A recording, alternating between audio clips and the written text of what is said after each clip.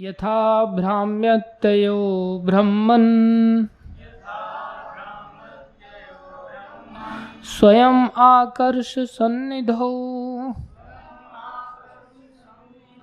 तथा मे भिद्यते चेतस् चक्रपाणे यद्रच्छया यथा भ्राम्यत्ययो ब्रह्मन् स्वयं आकर्षण सन्निधौ तथा मे भिद्यते चेता चक्रपाणे यद्रच्छया यथा भ्राम्यत्ययो ब्रह्मन् स्वयं आकर्ष सन्निधौ तथा मे भिद्यते चेतः चक्रपाणे यद्रच्छया। अनुवाद सभी दोहराएंगे। हे ब्राह्मणों, अध्यापकों, जिस प्रकार चुंबक से आकर्षित लौह स्वतः चुंबक की ओर चला जाता है, उसी प्रकार भगवान विष्णु की इच्छा से बदली हुई मेरी चेतना उन चक्रधारी श्री भगवान की ओर आकृष्ट हो गई है। इस प्रकार मुझे कोई स्वतंत्रता नहीं है। तात्पर्य अर्चनीय वंदनीय प्रातः स्मरणीय जगतगुरु श्रील प्रभुपाद जी द्वारा श्रील प्रभुपाद की जय। तात्पर्य को भी पढ़ेंगे, सब लोग ध्यान से सुनेंगे। लोहे के लिए चुंबक द्वारा आकृष्ट होना स्वाभाविक है, उसी प्रकार सभी जीवों का भगवान श्री कृष्ण के प्रति आकृष्ट होना स्वाभाविक है, और इसीलिए श्री भगवान का वास्तविक नाम श्री कृष्ण है, जिसका अर्थ है प्रत्येक को तथा हर वस्तु का आकृष्ट करने वाले। ऐसे आकर्षण के विशिष्ट उदाहरण वृंदावन में मिलते हैं, जहाँ हर वस्तु तथा हर कोई भगवान श्री कृष्ण द्वारा आकृष्ट होता है। वहाँ नंद महाराज तथा यशोदा देवी जैसे वयोवृद्ध श्रीदामा सुदामा तथा अन्य ग्वाल बाल जैसे मित्रगण तथा श्रीमती राधा रानी तथा उनकी सखी गोपियाँ और यहाँ तक कि पशु पक्षी गायें तथा बछड़े तक आकृष्ट होते हैं। बगीचों के फल फूल आकृष्ट होते हैं, यमुना की तरंगें आकृष्ट होती हैं तथा धरती आकाश वृक्ष पौधे पशु तथा अन्य सभी जीव आकृष्ट होते हैं। वृंदावन में प्रत्येक वस्तु की यही स्वाभाविक स्थिति है। वृंदावन के कार्य व्यापारों से सर्वथा विपरीत यह भौतिक जगत है, जहाँ सभी लोग भगवान श्री कृष्ण द्वारा नहीं अपितु माया द्वारा आकृष्ट होते हैं। आध्यात्मिक तथा भौतिक जगतों का यही अंतर है। हिरण्यकश्यप इस भौतिक जगत में होने के कारण स्त्रियों तथा धन के द्वारा आकृष्ट था, जबकि भक्त प्रहलाद महाराज अपनी स्वाभाविक स्थिति में होने के कारण भगवान श्री कृष्ण द्वारा आकृष्ट थे। जब हिरण्यकश्यप ने पूछा कि भक्त प्रहलाद महाराज का ऐसा पथभ्रष्ट दृष्टिकोण क्यों है, तो उन्होंने उत्तर दिया कि उनकी दृष्टि पथभ्रष्ट नहीं है, क्योंकि प्रत्येक वस्तु की स्वाभाविक स्थिति भगवान श्री कृष्ण द्वारा आकृष्ट होने की है। भक्त प्रहलाद ने कहा कि उनका यह दृष्टिकोण इसलिए भिन्न लगता है क्योंकि हिरण्यकश्यप अप्राकृतिक रूप से भगवान श्री कृष्ण से अनाकृष्ट है, अतएव उसे शुद्धिकरण की आवश्यकता है। जो ही मनुष्य भौतिक कलमश से शुद्ध हो जाता है तो वह पुनः भगवान श्री कृष्ण के प्रति आकृष्ट होता है। सर्वपाधिर विनिर्मुक्तम तत्परत्वेन निर्मलम। इस भौतिक जगत में प्रत्येक व्यक्ति इंद्रिय तृप्ति की गर्द से कलुषित है और वह विभिन्न उपाधियों के अनुसार कर्म करता है, कभी मनुष्य के रूप में, कभी पशु के रूप में, कभी देवता के रूप में, तो कभी वृक्ष के रूप में। मनुष्य को इन समस्त उपाधियों को धोकर निर्मल होना चाहिए, तभी वह सहज भाव से भगवान श्री कृष्ण के प्रति आकृष्ट होगा। भक्ति की प्रक्रिया द्वारा जीव अपने समस्त अस्वाभाविक आकर्षणों से शुद्ध हो जाता है। जब वह शुद्ध हो जाता है तो वह भगवान श्री कृष्ण द्वारा आकृष्ट होता है और तब माया की सेवा करने की जगह भगवान श्री कृष्ण की सेवा करने लगता है। यही उसकी स्वाभाविक स्थिति है। भक्त भगवान श्री कृष्ण द्वारा आकृष्ट होता है, लेकिन अभक्त भौतिक भोग की धूल से कलुषित होने के कारण आकृष्ट नहीं होता। इसकी पुष्टि भगवद्गीता में श्री भगवान द्वारा की गई है। येषाम तु अंतगतम पापम जनानाम पुण्य कर्मणाम ते द्वंद्व मोह निर्मुक्ता भजन्ते माम दृढ़व्रताः। जिन्होंने पूर्व जन्म में तथा इस जीवन में पुण्य कर्म किए हैं, जिनके पाप कर्म पूरी तरह से उन्मूलित हो चुके हैं और जो भ्रम के द्वैत से मुक्त हैं, वे ही संकल्प पूर्वक मेरी सेवा में संलग्न रहते हैं। मनुष्य को भौतिक संसार की पापमयी गर्द से सर्वथा मुक्त होना चाहिए। इस भौतिक संसार का प्रत्येक व्यक्ति भौतिक इच्छा से संदूषित होता है। जब तक वह भौतिक इच्छाओं से मुक्त नहीं हो लेता, अन्य अभिलाषिता शून्यम, तब तक वह भगवान श्री कृष्ण द्वारा आकृष्ट नहीं हो सकता।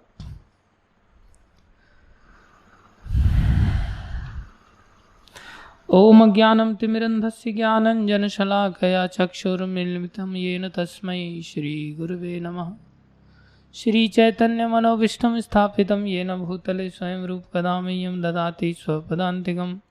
वन्देऽहं श्रीगुरु श्रीयुतापदकमलं श्रीगुरुन् वैष्णवांश श्रीरूपं सागरजातं सहगना रघुनाथान्वितं तं सजीवं साद्वैतं सावधूतं परिजनसहितं कृष्णचैतन्यदेवं श्रीराधा कृष्णपदां सहगन ललिता श्रीविशाखान्वितांश। हे कृष्ण करुणा सिंधु दीनबंधो जगतपते गोपेश गोपीकांत श्रीराधाकान्त नमस्तुते। तप्त कांचन गौरंगी राधे वृंदावनेश्वरी वृषभानुसुते देवी प्रणमामि हरिप्रिये। वाञ्छाकल्पतरुभ्यश्च कृपा सिन्धुभ्येव च पतितानां पावनेभ्यो वैष्णवेभ्यो नमो नमः। जय श्री कृष्ण चैतन्य प्रभु नित्यानंद श्री अद्वैत गदाधर शिवासादि गौर भक्तवृंदा। हरे कृष्णा कृष्णा कृष्णा हरे हरे, हरे राम राम राम हरे हरे। हरे कृष्णा कृष्णा कृष्णा हरे हरे, हरे राम राम राम हरे हरे। हरे कृष्णा कृष्णा कृष्णा हरे हरे, हरे राम राम राम हरे हरे।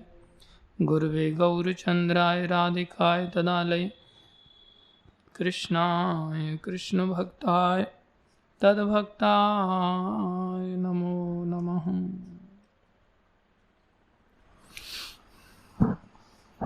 हरे कृष्णा।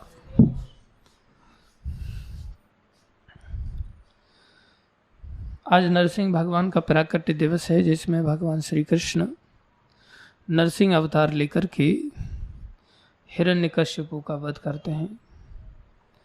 तो भगवान ने हिरण्यकश्यपु का वध करने के लिए क्या लिया? नरसिंह अवतार लिया। बोलो नरसिंह भगवान की। हिरण्यकश्यपु का वध करने के लिए नहीं लिया था भगवान ने अवतार। भगवान गीता में कहते हैं, मैं दुष्टों का नाश करने के लिए नहीं आता, वो तो मेरा बाई डिफॉल्ट काम है। भगवान किस लिए आते हैं? हिरण्यकश्यपु को मारने के लिए नहीं आए। किस लिए आए? किसके लिए आए? प्रहलाद महाराज के लिए आए। किसके लिए आए? प्रहलाद महाराज के लिए आए।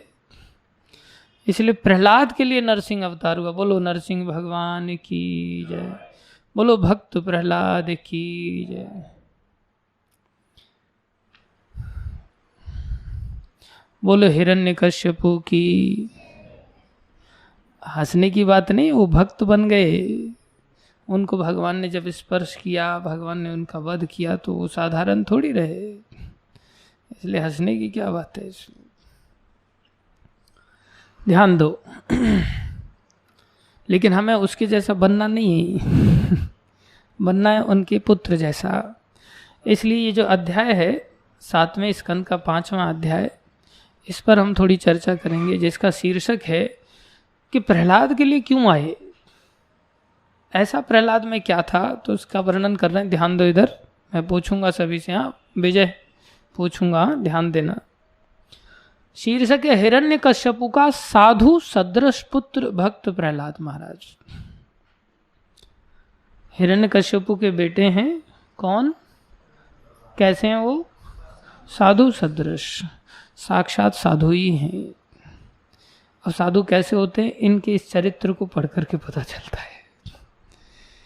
इसलिए सप्तम स्कंद हम सबको पढ़ना चाहिए, जिसमें प्रहलाद जी का सुंदर चरित्र है, जिस चरित्र को स्वयं चैतन्य महाप्रभु गदाधर पंडित से श्रवण करते हैं और बार बार श्रवण करते हैं। चैतन्य महाप्रभु कौन है? श्री कृष्ण। और गदाधर पंडित कौन है? राधा रानी के अवतार हैं। तो जो राधा कृष्ण हैं वो क्या करते हैं? प्रहलाद जी का और ध्रुव जी का चरित्र श्रवण करते हैं। भक्त किसका चरित्र श्रवण करते हैं? भगवान और भगवान के भक्तों का चरित्र श्रवण करते हैं। तो भगवान का ये भक्त अवतार है, तो वो खुद भी प्रहलाद जी का चरित्र श्रवण करते हैं। और जो सहजिया लोग हैं वो राधा कृष्ण की रास लीलाओं का श्रवण करने की इच्छा रखते हैं। वो प्रहलाद जी का चरित्र नहीं सुनते पहले, ध्रुव जी का चरित्र नहीं सुनते पहले। ये चरित्र इतने दिव्य हैं कि ना केवल चैतन्य महाप्रभु ने इस चरित्र को श्रवण किया गदाधर पंडित से बार बार, हमारे समस्त आचार्यों ने इन चरित्रों को, विशेष रूप से नरसिंह स्तुति को उन्होंने गाया। और जब नरसिंह स्तुति गाई जा रही है तो फिर भगवान के जो भक्त हैं प्रहलाद जी, उनका चरित्र नहीं आएगा क्या? उनका भी अपने आप आएगा। रामानुजाचार्य सही या निम्बार्काचार्य सही या माधवाचार्य सही या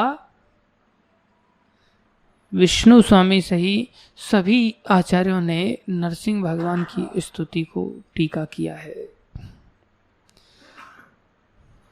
इतना ही नहीं, सही कई सारे जो अवतार हैं भगवान श्री कृष्ण के, स्वयं अवतार जो हैं, उन अवतारों में भी भगवान नरसिंह भगवान की स्तुति का वर्णन आता है। जैसे भगवान राम जब वनवास में जाते तो वो भी नरसिंह मंदिर में जाते और नरसिंह भगवान को वो भी प्रार्थना करते। राम जी स्वयं नरसिंह भगवान की आराधना करते राम अवतार में। परशुराम अवतार में भी नरसिंह भगवान से प्रार्थना करते हैं कि आप मुझे शक्ति दीजिए जिससे मैं संसार में क्षत्रियों से, जो कि क्षत्रिय लोग जो शास्त्रों के अनुसार नहीं जीवन जी रहे हैं, आचार्यों के अनुसार नहीं जीवन जी रहे हैं, मैं उनका नाश कर सकूं। तो नरसिंह भगवान से क्या कामना करते हैं परशुराम जी? आप हमें क्या दीजिए? शक्ति दीजिए। यहाँ तक कि भगवान श्री कृष्ण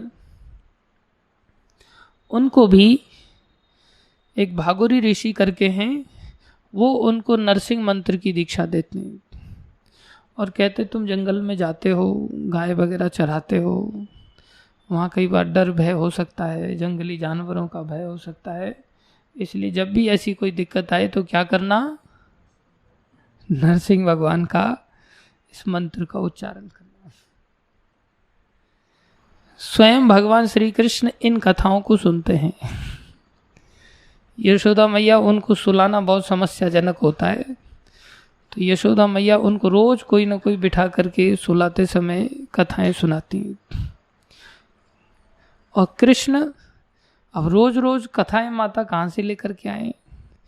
लेकिन माता साधारण नहीं है, भगवान की माँ है, तो रोज रोज नई नई नई नई कथाएं वो निकाल कर ला करके प्रयास भी करती। फिर भगवान कहते हैं कि मैं बहुत बोर हो गया, वही कथा फिर से सुनाने लग जाते हो, तो कोई नई कथा सुनाओ। तो फिर वो नई कथा सुनाती कि एक बार एक राजा था, उनका नाम दशरथ महाराज था, उनकी रानियां थीं कौशल्या आदि, उनसे राम अवतार आदि प्रकट हुए। फिर भगवान राम का गुरुकुल में जाना हुआ, उन्होंने गुरुकुल में शिक्षा लिया। भगवान श्री कृष्ण बड़े ध्यान से सुनते चले जा रहे हैं और सुनते सुनते फिर बता रहे हैं कि ऐसे ऐसे विश्वामित्र मुनि आए और उनको मांग करके ले गए। मैया फिर क्या हुआ? फिर लाला जनकपुरी में गए। तो भगवान जब सोते जा रहे थे थोड़े से, तो जब जनकपुरी का नाम सुना तो फिर जाग गए, क्योंकि उन्हीं की लीला है ना। और जानकी जी की लीला है, जानकी जी का प्रसंग है, तो शक्तियाँ उनकी। मैया फिर क्या हुआ, फिर लाला उन्होंने धनुष तोड़ दिया। अच्छा मैया, फिर स्वयंवर हो गया, फिर घर पे आ गए, सब भाइयों का विवाह हो गया। फिर भगवान श्री कृष्ण को थोड़ी थोड़ी नींद आने लगी अभी। फिर क्या हुआ, बोले राजपाट आदि के लिए राज तिलक का समय आया, राज तिलक की सब तैयारियां होने लगी। अब भगवान सोने जा रहे हैं। इतनी देर में बोले कैकेयी माता ने वरदान मांगा था, तो उस वरदान के कारण उनको वनवास लग गया, फिर नींद खुल गई। वन में जाने की बात आ गई। मैया फिर क्या हुआ, बोले फिर क्या हुआ, वन में अलग अलग जगह पर जाकर के विचरण कर रहे थे। फिर शूर्पणखा आई, फिर उसका उन्होंने नाक काट दिया, कान काट दिया, लक्ष्मण ने कान काट दिया। इस प्रकार से मैया फिर क्या हुआ, फिर मारीच आया, सोने का रूप बनाया, उसने हिरण का रूप बनाया। फिर भगवान को नींद आने लगी। इतनी देर फिर क्या हुआ, बोले फिर रावण आ गया, साधु का वेश बना करके आया, उसने सीता का हरण कर लिया। इतना सीता का हरण कर दिया, लक्ष्मण बाण लाओ, धनुष लाओ, मेरे काम है।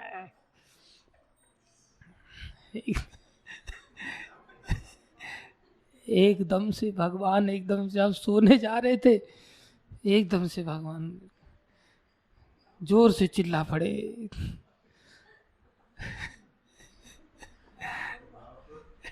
राम। राम बाहर आ गया तो हाँ, अच्छा,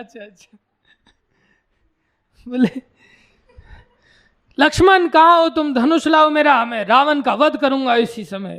तो माता देख रही, ये हो क्या गया, इसको आगे रावण ले गया, रावण का वध का भी तो लक्ष्मण का तो चैप्टर ही नहीं आया था, यहाँ पर धनुष बाण कहाँ से आ गए। इतनी देर में बलराम जी दौड़े, ये लो धनुष भैया, ये लो बाण, एकदम से। तो बलराम जी को देख करके हैरान हो गई, बोले तू कहाँ से आ गया, मैं इसे सुला रही थी ऊपर से, तू और उठ करके धनुष बाण लेकर के आ गया। इतनी देर में मैया देखती रहती है, बोले लाला क्या हो गया तुम लोगों को। मैया ये जो आप देख रही हैं ना, ये साक्षात राम है। बोले तू कौन है, बोले मैया मैं लक्ष्मण हूं।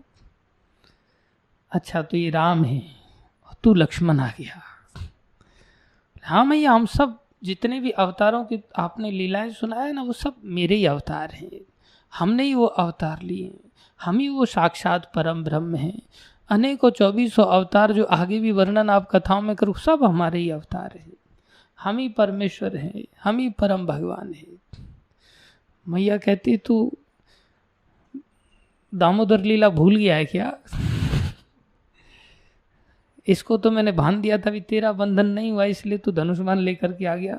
भाग यहाँ से, सारे 24 अवतार मेरे घर में जन्म लेने थे, चल यहाँ से, चल तू चुपचाप सो जा।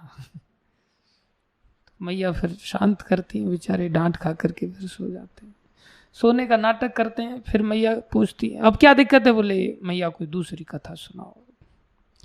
तब फिर मैया नरसिंह भगवान की कथा सुनाती है, और फिर नरसिंह भगवान की कथा में प्रसंग आगे बढ़ता है।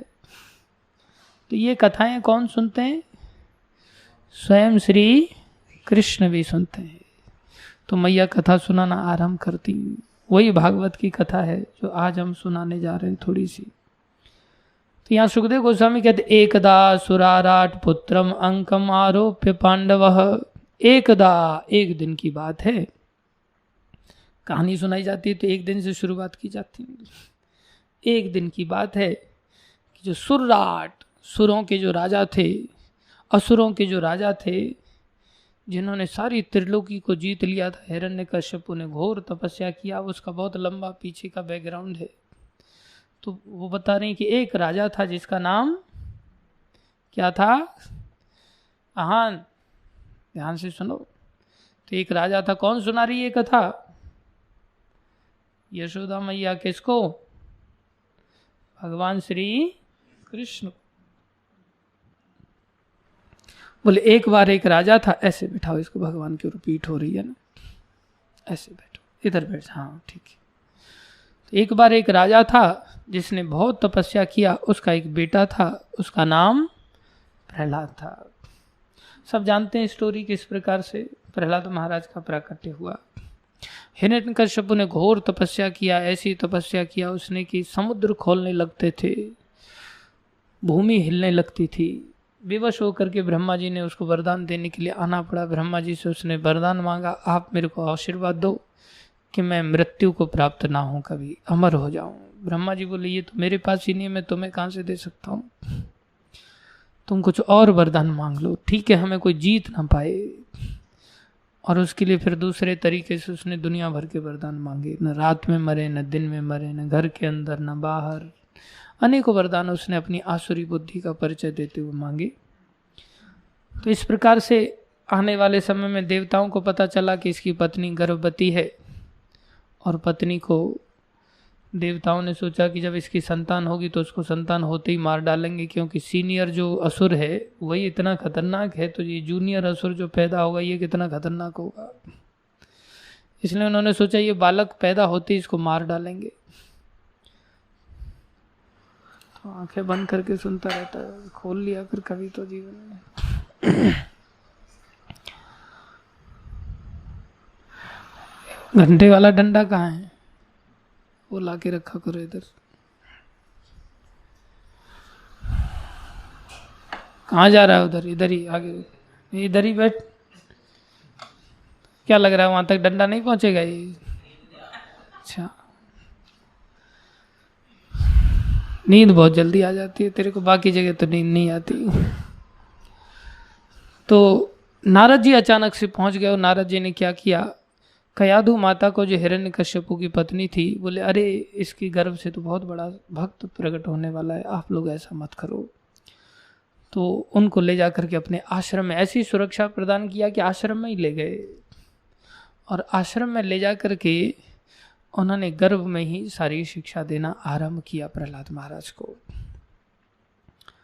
तो ये प्रहलाद महाराज आगे चल करके उनके पुत्र रूप में प्रकट होते हैं, और फिर माता वापस आ जाती है। हिरण्यकश्यप इधर से तपस्या करके वापस आ जाता है। हिरण्यकश्यप का चारों तरफ साम्राज्य फैल जाता है, और पुत्र को एक दिन वो अपनी गोद में बुलाता है, और 5 साल के ही पुत्र हैं उनके गोद में। पुत्रम अंकम आरोप्य पांडवा, हे महाराज युधिष्ठिर, हे राजा परीक्षित, उन्होंने क्या किया, पुत्र को गोद में लिया। प्रप्रच्छ कथ्यताम वत्स्य मन्यते साधु यद भवान, अरे पुत्र ये बताओ कि तुमने अध्यापकों से जितने भी विषय पढ़े हैं उनमें से सबसे श्रेष्ठ क्या समझते हो। जैसे ही उन्होंने पूछा, प्रहलाद महाराज कहते, श्री प्रहलाद उवाच तत्साधु मन्ने असुरवर्य देहिनाम सदा समुद उद्विग्न धियाम असदग्रहात्।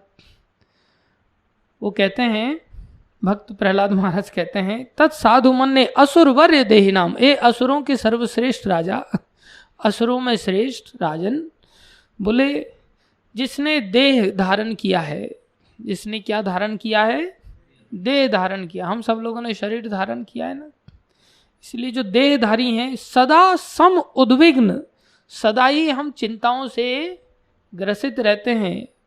धियाम, बोले जिनकी बुद्धि कैसी रहती, असत ग्रहात, जिनकी बुद्धि असत वस्तु को ग्रहण करती है। असत वस्तु को ग्रहण करने वाली जिनकी बुद्धि है, बोले वो लोग देहधारी जो लोग हैं, शरीर धारण करने वाले, वो सदा उद्विग्न रहेंगे, चिंताओं में डूबे रहेंगे। फिर वो क्या कह रहे हैं, पिताश्री मैंने ये सीखा, सर्वश्रेष्ठ बात सीखी। और क्या सीखा, आप एक काम करो, हित्वा आत्मपातम, आप छोड़ दो, आत्मा का नाश करने वाला क्या है, ग्रहम अंधकूपम, जो घर गृहस्थी है ये अंधे कुएं के जैसा है, जिसमें पानी भी नहीं है, सूखा कुआं है। 2 चीजें बताया, जिसने शरीर धारण किया है और शरीर धारण करते हुए जो असत वस्तुओं को ग्रहण कर रहा है, फिर चाहे वो गृहस्थी है या सन्यासी है, वैरागी है, देह धारण करने वाला व्यक्ति प्रायः असत वस्तुओं की ओर जाता ही जाता है। इसलिए जो असत वस्तुओं को ग्रहण करने वाला है वो कैसा है, सदा उद्विग्न रहेगा, उसका कभी टेंशन दूर होने वाला नहीं है। इसलिए बोले हित्वा आत्मपातम, आप जल्दी से आत्मा का नाश करने वाले ग्रहम अंधकूपम, जो घर गृहस्थी है जिसमें आप पड़े हुए हैं, अंधकूपम ये अंधा कुआ है, इसको आप त्याग दो। मतलब एक तो शरीर में भी असत बुद्धि, और असत बुद्धि से कोई बाहर आ ही नहीं सकता अगर गृहस्थ के अंधे कुएं में कोई गिर गया तो।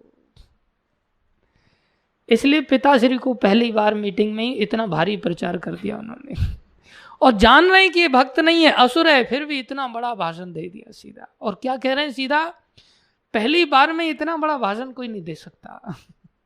पहली बार में ही 5 साल का बालक, अपना ही बेटा, उसको बड़ा गोद में दुलार करते हुए पिता ने बुलाया, और बुला करके उन्होंने सीधा क्या कहा, हित्वा आत्मपातम ग्रहम अंधकूपम, इसको तो छोड़ ही दो, आप तो घर के कुएं में और गिर पड़े हो, और क्या करो, वनम गतो, जल्दी से बोले वन में चले जाओ छोड़ छाड़ करके। जिसने सारी सृष्टि को इतना बड़ा तपस्या करके राज्य सब अपने हाथ में ले लिया, उसको कह रहे हैं तुम क्या करो, वन में चल। किसी देवता की हिम्मत थी ऐसा बोलने की?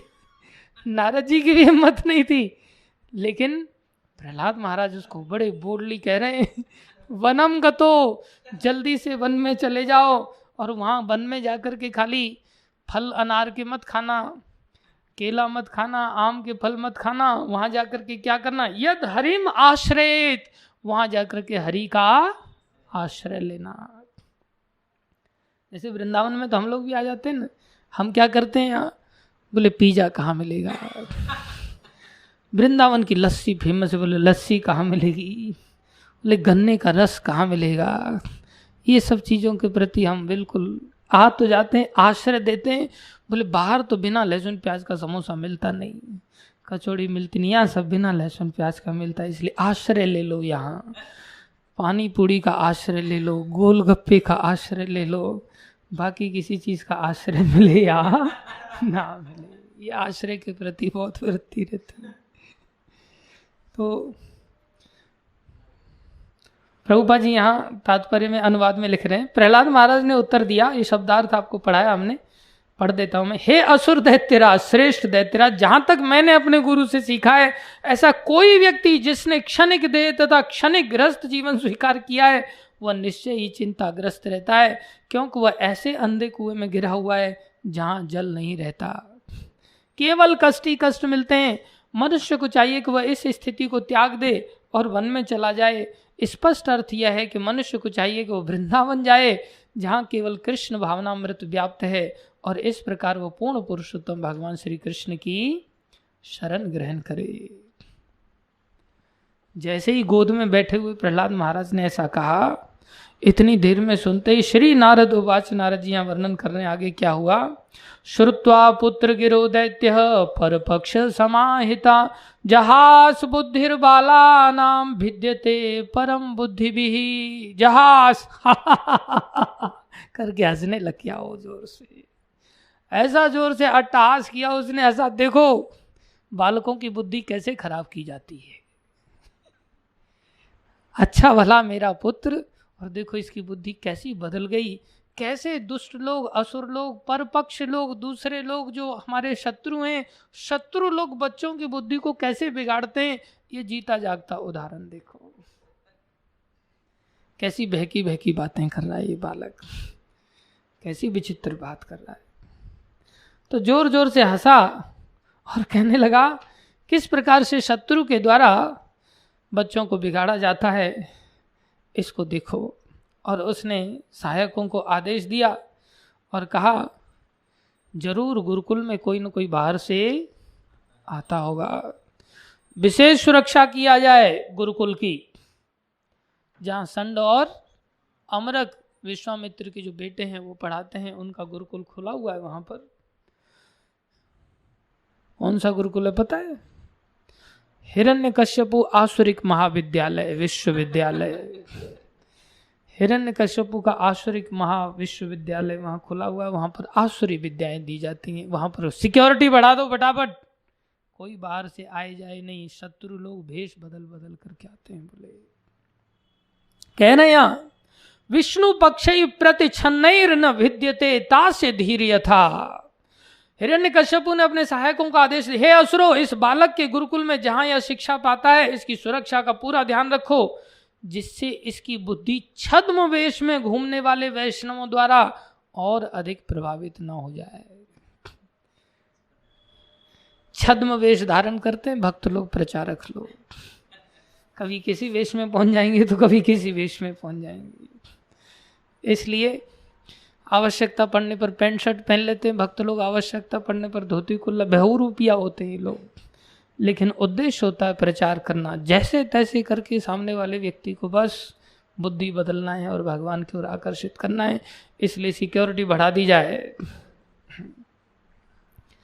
अब तो संड अमृत के पास जब सूचना पहुंचा कि दिमाग खराब हो गया, तुम लोगों का जान खतरे में थी, आगे से तुम लोग ध्यान रखो इस बात का, तो संड अमृत ने तुरंत बड़े प्यार से उनको वापस लिया और कहने लगे, वत्स प्रहलाद भद्रम थे, अरे वत्स प्रहलाद पुत्र भद्रम थे, तेरा कल्याण हो, आशीर्वाद दे रहे हैं, बड़े प्यार से बोल रहे हैं।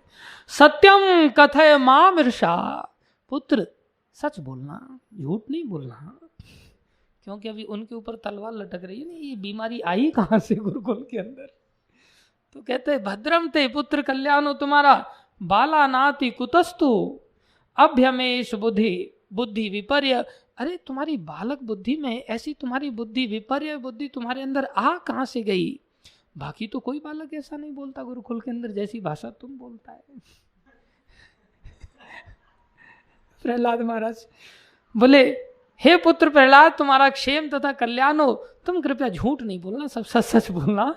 ये बालक जिन्हें तुम देख रहे हो तुम जैसे नहीं है, क्योंकि ये सब पथ भ्रष्ट के जैसे नहीं बोलते। मतलब संड अमृत कह रहे तेरा पथ भ्रष्ट हो गया है और प्रहलाद महाराज कह रहे तुम सब लोग पथ भ्रष्ट ही हो गए हो, तुम्हारे अंदर ऐसी बुद्धि कहाँ से आ गई, तुम ऐसा कहाँ। बोले बुद्धिर भेद परकृत उताह ते स्वतो अभवत, अरे कुल श्रेष्ठ तुम सच बताओ, ये तुम्हारे अंदर जो ऐसा बुद्धि भेद आया है ये खुद से आ गया है या किसी के द्वारा है, सच सच बोलना। मतलब वो निकालना चाह रहे हैं कि तुम्हारे अंदर ये बीमारी आई कहाँ से। तो प्रहलाद महाराज उत्तर देते हैं भगवान श्री कृष्ण को सादर नमस्कार करते हुए, बड़ा सुंदर। तो कहते हैं प्रहलाद उवाच, बोले अब मैं भगवान श्री कृष्ण को प्रणाम करता हूँ कि ये भगवान श्री कृष्ण ही हैं जिनकी बहिरंग शक्ति माया शक्ति से ये मेरे गुरु लोग ऐसा सोच रहे हैं कि मेरी भेद बुद्धि कहाँ से होगी, मतलब भेद घुस गया, मतलब ये मेरा है ये तेरा है, ये जरूर भगवान श्री कृष्ण की माया ही है, जो मेरे गुरुजी ने मेरे को बताया था कि ऐसा माया दिमाग खराब कर देती है, जिसके चलते ऐसा लगने लगता है कि ये मेरा है और ये किसी और का है। मित्र और शत्रु का जो भेद है ये भगवान श्री कृष्ण की माया शक्ति का ही प्रभाव है, जो मेरे गुरुजनों के अंदर घुस गया है। इसलिए कह रहे तुम्हारे अंदर शत्रु बुद्धि कहाँ से आ गई। तो प्रहलाद महाराज पहले तो भगवान को प्रणाम कर रहे और भगवान की माया शक्ति को कह रहे कि देखो माया शक्ति कितनी प्रबल है। फिर प्रहलाद महाराज इस प्रकार से बहुत सारी बातें मित्र शत्रु भाव की बातें बताते हैं कि यही सब माया का चक्र है। इसके बाद उनको कहते हैं कि सच बताऊं ये समस्या क्या है, मेरे साथ जो हो रहा है ना वो ऐसा हो रहा है जैसे चुंबक और लोहे के साथ होता है। बोले चुंबक लोहे के साथ कैसा होता है। बोले चुंबक लोहे के साथ ऐसा होता है कि चुंबक न चाहते हुए भी लोहे की ओर आकर्षित होती, खिंच जाती है, और लोहे की ओर चुंबक भी खिंच जाती है। यदि लोहा बड़ा है तो क्या खींचेगा, चुंबक खिंच जाएगी, और लोहा छोटा है तो लोहा खिंच जाएगा। इसलिए कहते यथा ब्राह्मतयो ब्राह्मण स्वयं आकर्ष सन्निधो, स्वयं रूप से आकर्षित होकर के अरे ब्राह्मण गुरु हो, हे ब्राह्मणों स्वयं रूप से ही मेरी बुद्धि मैं नहीं जानता, ये मेरी बुद्धि एक प्रकार से ऐसी हो गई है जैसे कठपुतली हो जाती है। किसके द्वारा? चक्र पाने यद्रच्छया, चक्र धारण करने वाले भगवान विष्णु की इच्छा के अनुसार मेरी बुद्धि नाच रही है। मेरी बुद्धि स्वयं आकर्षित है, मेरी बुद्धि विवश है नाचने के लिए। दो उदाहरण दे रहे हैं। एक तो लोहे और चुंबक की ओर आकर्षित होती है, वो नेचुरल होती है, और एक कठपुतली जिसमें हमारा वश कठपुतली का वश नहीं चलता। तो बोले मैं तो कठपुतली बना हुआ हूं, मेरे को पता ही नहीं ऐसा क्यों मेरे अंदर ऐसी वृत्ति आ गई है भगवान विष्णु के प्रति। अब यहां पर प्रभुपाद जी बहुत लंबा तात्पर्य यहां वर्णन कर रहे हैं। आचार्यों ने भी इस पर बहुत सुंदर टीकाएं दी हैं। यहां पर चुंबक कौन है और लोहा कौन है? चुंबक कौन है और लोहा कौन है? हाँ, चुंबक भगवान कृष्ण और लोहा प्रहलाद महाराज हैं, हम लोग हैं। तो किसकी ओर कौन आकर्षित हो गया है? लोहे की ओर, चुंबक की ओर लोहा आकर्षित हो गया है। तो बड़ा कौन हुआ? चुंबक। कौन है वो चुंबक? भगवान श्री कृष्ण। नहीं, अवतार लेकर के कौन आया? नरसिंह भगवान आए। तो कौन किसकी ओर आकर्षित हुआ? आना किसको पड़ा? नरसिंह भगवान को आना पड़ा। तो बड़ा कौन हुआ? लोहा। बड़े प्रहलाद महाराज हैं। प्रहलाद महाराज आकर्षित हैं, लेकिन खींचा किसने किसको? खींच लिया भगवान नरसिंह भगवान को, प्रहलाद महाराज। इसलिए भक्त बड़े होते हैं। लगते जरूर है कि भगवान बड़े हैं, जैसे पेट लगता जरूर है कि ये कैसा है, बड़ा है, लेकिन जो 5 सेंटीमीटर लंबी जो जीव है ना, ये इस पेट से कहीं ज्यादा बड़ी है, जिसमें अनेक तरह तरह के ऐसे पॉइंट हैं जो मीठा स्वाद चखते हैं। ये मीठा है, ये खट्टा है, ये चरपरा है, ये कसेला है, ये नमकीन है। कई बार एक साथ चखती है, खट्टा मीठा चाहिए, और जब ये चखती है तब अंदर डालती है, पूरा एकदम सब घोल घाल करके अंदर डालती है। उसको तो बेचारे को टेस्ट मिलता ही नहीं कुछ। सारा टेस्ट तो कौन लेती है? जीव लेती है बस। और कई बार इस जीव को अच्छा नहीं लगता ना, तो ऊपर से अंदर तो जाने ही नहीं देती, उसे तो थोक ही देती है, अंदर वाला भी निकाल के बाहर निकलवा लेती है। उल्टी आ जाती है कई बार। बड़ा क्या दिख रहा है? पेट। लेकिन महत्व तो किसको दिया जाता है पेट भरने के लिए? जीव को। इसलिए भक्त किसकी तरह हैं? छोटे हैं, लेकिन होते किसकी तरह हैं? जीव की तरह। स्वाद सारे वही चखते हैं। तृप्ति अंत में कौन पाता है? पेट। भगवान की आपूर्ति कैसे होती है? जीव के द्वारा। पेट की आपूर्ति कैसे होती है? जीव के द्वारा। ऐसे ही भगवान की आपूर्ति कैसे होती है? भक्तों के द्वारा। इसलिए बोले हरि नामे अपराध, यदि हरि नाम में अपराध हो गया, नहीं, तुम्हारा स्थाने अपराधे तारे हरि नाम, हरि स्थाने अपराधे तारे हरि नाम, तुम स्थाने अपराधे नहीं परित्राण। फिर तो उल्टियां करवा दे, जो भरा हुआ है ना भगवान की सेवा जो हमने कर दी है ना, वो भी उल्टी हो जाएंगी, वो भी किसी काम का नहीं। इसलिए कृष्ण का भजन अगर कोई करता है और राधा रानी का अगर आश्रय नहीं लेता, तब राधा किसका? इसमें मीनिंग था हरि स्थाने अपराधे, भगवान के प्रति अगर अपराध हो जाए तो तारे हरि नाम, उनके नाम से उद्धार हो जाता है, तर जाता है। लेकिन तुम स्थाने अपराधे, तुम माने भगवान के जो भक्त हैं, गुरु हैं, उनके प्रति अगर कोई अपराध होता है तो ना ही परित्राण, उसका कोई उद्धार का रास्ता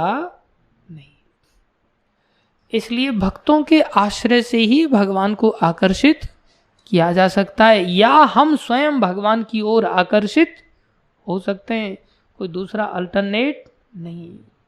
इसलिए आचार्य कहते हैं राधा भजने यदि मति नहीं भइलो, कृष्ण भजन तब अकारण गेलो।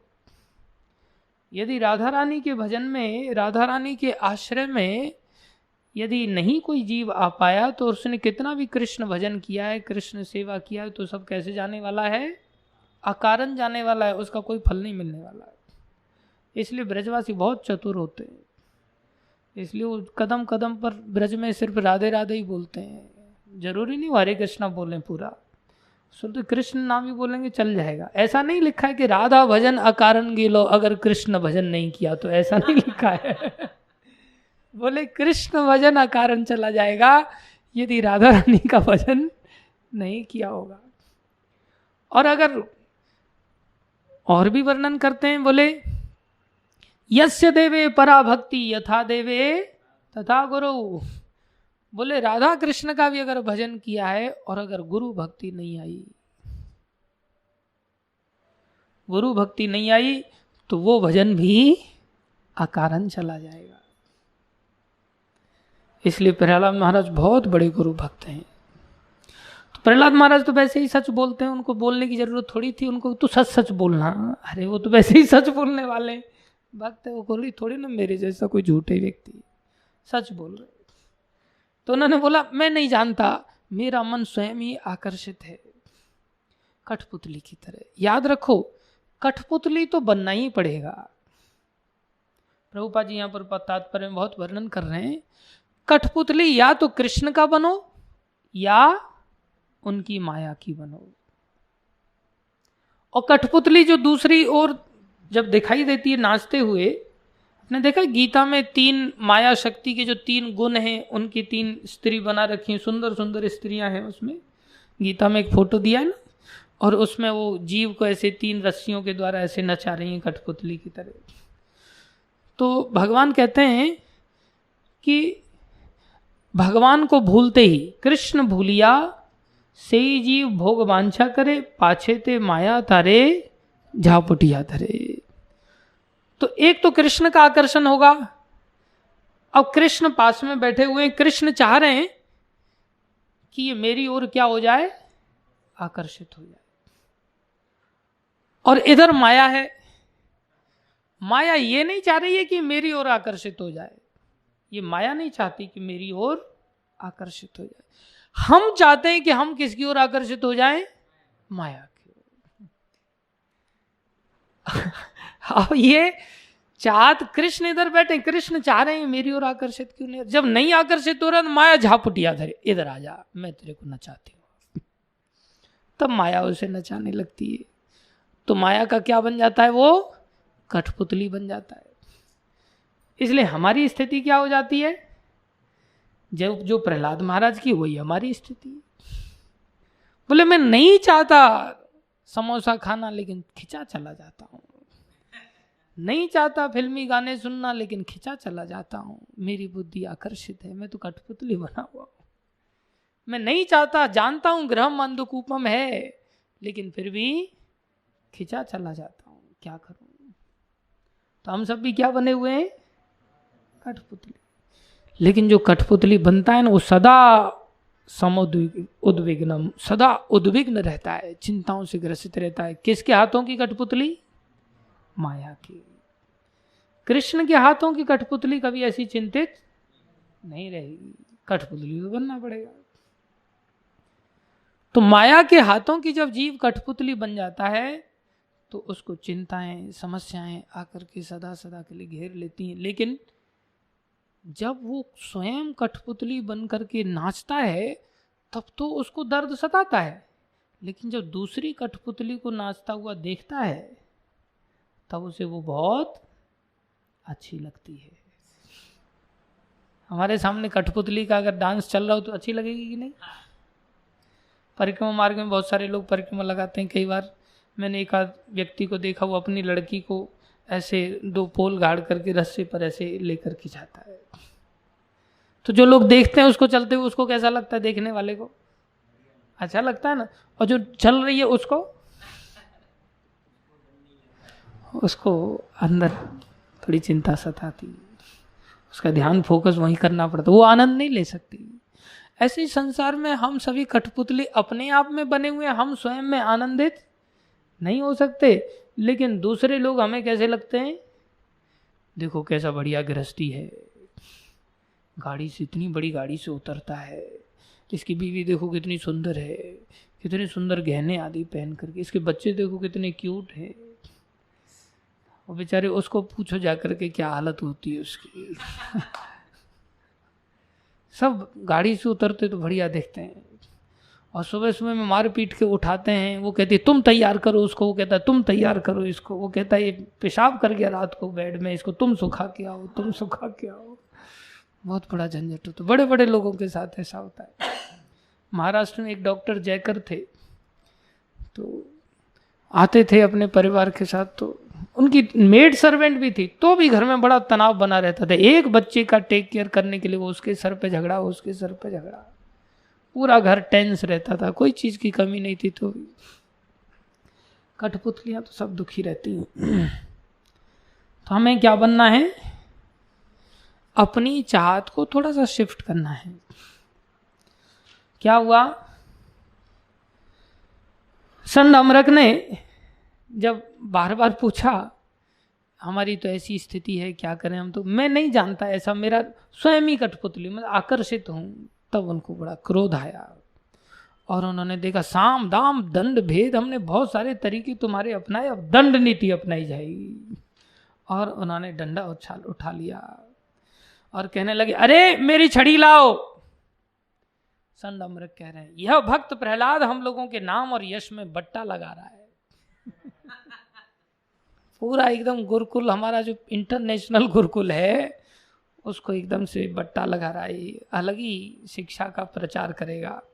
अपनी दुर्बुद्धि के कारण यह असुरों के कुल का अंगार बन गया है। कुलांगारस्य दुर्बुद्धे यश चतुर्थो अस्योदितो दमः। अब इस पर साम दाम, अब दमन करने की इस पर चतुर्थ विद्या लगानी पड़ेगी। साम दाम दंड भेद नीति होती है ना, अब इसका दमन करना पड़ेगा, इसको पूरी तरह से मिटाना पड़ेगा, ऐसा वो लोग कहने लगे। और क्या कह रहे हैं पता है, बोले दैत्य चंदन वने जातो अयम। ये दैत्य कुल में जो कि चंदन का वन है, दैत्य कुल चंदन की तरह श्रेष्ठ है, और उसमें बोले कंठ का द्रुमहा, ये कांटे का पेड़ कहां से पैदा हो गया है। दिमाग देखो, गुरुकुल के टीचर्स का दिमाग देखो, कितना उनकी इतिहास देखो उनका कितना बढ़िया बना रखा उन्होंने। जैसे कोई कहे कि हाँ ये औरंगजेब मार्ग है, मतलब औरंगजेब बहुत जैसे चंदन आदमी था, इसलिए उसके नाम से मार्ग बना दिया। औरंगाबाद है, दिमाग एकदम लोगों का घूम ही जाता है पूरी तरह से आसुरी बुद्धि के कारण। तो आसुरी बुद्धि के कारण वो क्या करें, दैते चंदन वने जातो अयम कंटक कद्रुमः, ये देखो कांटे का पेड़ आ गया है। यन मूलो उन्मूल परशो, इसको तो पूरी तरह से उखाड़ना ही पड़ेगा, जड़ के साथ उखाड़ना पड़ेगा। विष्णुर नालाय तो अर्भकः, अर्थात ये तो भगवान विष्णु का ये क्या बन गया है, बोले अब जैसे चंदन को कौन काटती है, कुल्हाड़ी। चंदन को कौन काटती है, कुल्हाड़ी। तो विष्णु तो असुर कुल के लिए कुल्हाड़ी का काम करते हैं, और ये कुल्हाड़ी का जो डंडा होता है ना, हत्ता जिसको कहते हैं, ये हत्ता है, कांटे के पेड़ का बना हुआ ये हत्ता निकलना चाहिए, तब कुल्हाड़ी से बचाव हो सकता है, नहीं तो विष्णु काट डालेगा इस चंदन के बने को। इसलिए इस हत्ते को जला देते हैं, इसको नष्ट करते हैं। इस प्रकार संत अमरक ने अपने शिष्य को अलग अलग रीति से ग्राहयामास त्रिवर्गस्यो अपादनम, और उन्होंने उनको डराया धमकाया, और उसके बाद मारन खींच कर एकदम डरा धमका करके बैठ यहाँ चुपचाप बिठा दिए, चल सीख, धर्म अर्थ काम ये शिक्षा सीखो। त्रिवर्ग की शिक्षा, मोक्ष की नहीं दिया। यहाँ कह रहे हैं ना, त्रिवर्गस्यो उपपादनम, 3 वर्ग की बातें सीखो बस। सो कॉल्ड धर्म, जो स्वार्थी धर्म है वो सीख लो। समय समय पर कभी स्वामीनारायण वाले बन जाने का, देश काल परिस्थिति, अगर इंटरव्यू लेने वाला स्वामीनारायण वाला है तो स्वामीनारायण तिलक लगाने का, और कभी दक्षिण भारत में चले जाओ तो तिरुपति के भक्त बन जाने का, जगन्नाथपुरी चले जाओ तो जगन्नाथ जी के भक्त बन जाने का, महाराष्ट्र में चले जाओ तो गणेश दादा के भक्त बन जाने का। ऐसी जगह जगह पर स्वधर्म, जो ये कपटी धर्म है, इस धर्म को, धर्म अर्थ तथा काम के मार्ग के विषयों को पढ़ाना प्रारंभ किया, और यही उनकी शिक्षा की विधि थी। वो पढ़ाने लग गए। फिर क्या हुआ, बहुत सुंदर पढ़ाया। प्रहलाद महाराज भी गंभीरता के साथ पढ़े, और पढ़ने के बाद 5 साल के बच्चे हैं, क्या हुआ, बोले ततेन गुरुर ज्ञात्वा, जब गुरुजी ने देखा, ज्ञात गेयम चतुष्टयम, अरे इसने तो चारों विद्याओं को सीख लिया। कौन सी शिक्षा है वो? पहली शिक्षा है कि कोई व्यक्ति किस प्रकार से शासन करना चाहिए। बोले सबसे पहले कोई व्यक्ति प्यार से अगर नहीं सुन रहा है तो उसको लालच दे दो,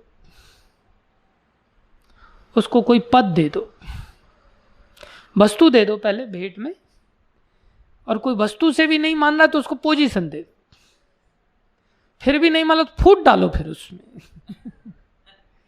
तो साम दाम दंड भेद की चारों नीतियों को सुना करके उन्हें लाभ प्रश्न, बोले कैसे उसने शिक्षा दिया। बोले अब प्रहलाद महाराज जनता के नायकों को शांत करने, कोई आवाज उठे अगर नगर में तो उस आवाज को कैसे शांत किया जा सकता है, उन्हें लाभप्रद आकर्षण पद देकर प्रसन्न करना चाहिए,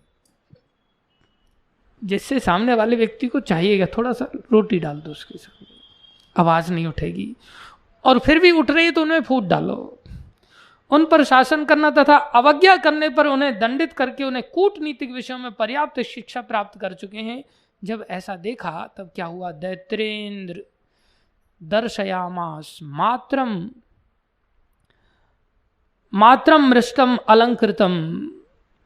जब देखा कि हाँ संडामरक ले गए अपनी माँ के पास, उसकी माँ का यादव के पास, और माँ को कहा अभी चारों विद्याओं को सीख गया है ऐसा हमको लगता है, अब आप दैत्यराज के पास इसे ले जाओ। तो माता ने बहुत सुंदर नहलाया, मातम मृष्टम नहलाया अच्छी तरह। 5 साल के तो थे वो बेचारे, खुद क्या नहाते धोते, उनको माँ ने बहुत सुंदर नहलाया। अलंकृतम, बहुत सुंदर श्रृंगार आदि कराया, गहने आदि पहनाए, और ले जा करके फिर से उनको कहाँ पहुंचा दिया, हिरण्यकश्यपु के पास। हिरण्यकश्यपु को पादयो पतितम बालम, बालक को देखा, ये बालक पादयो पतितम, ये चरणों में महाराज धीराज जो हैं हिरण्यकश्यपु, उनके चरणों में बालक गिरा हुआ है, दंडवत प्रणाम किया। कैसी उसके अंदर संस्कृति थी।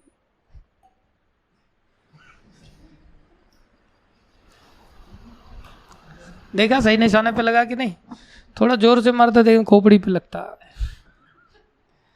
बच गया।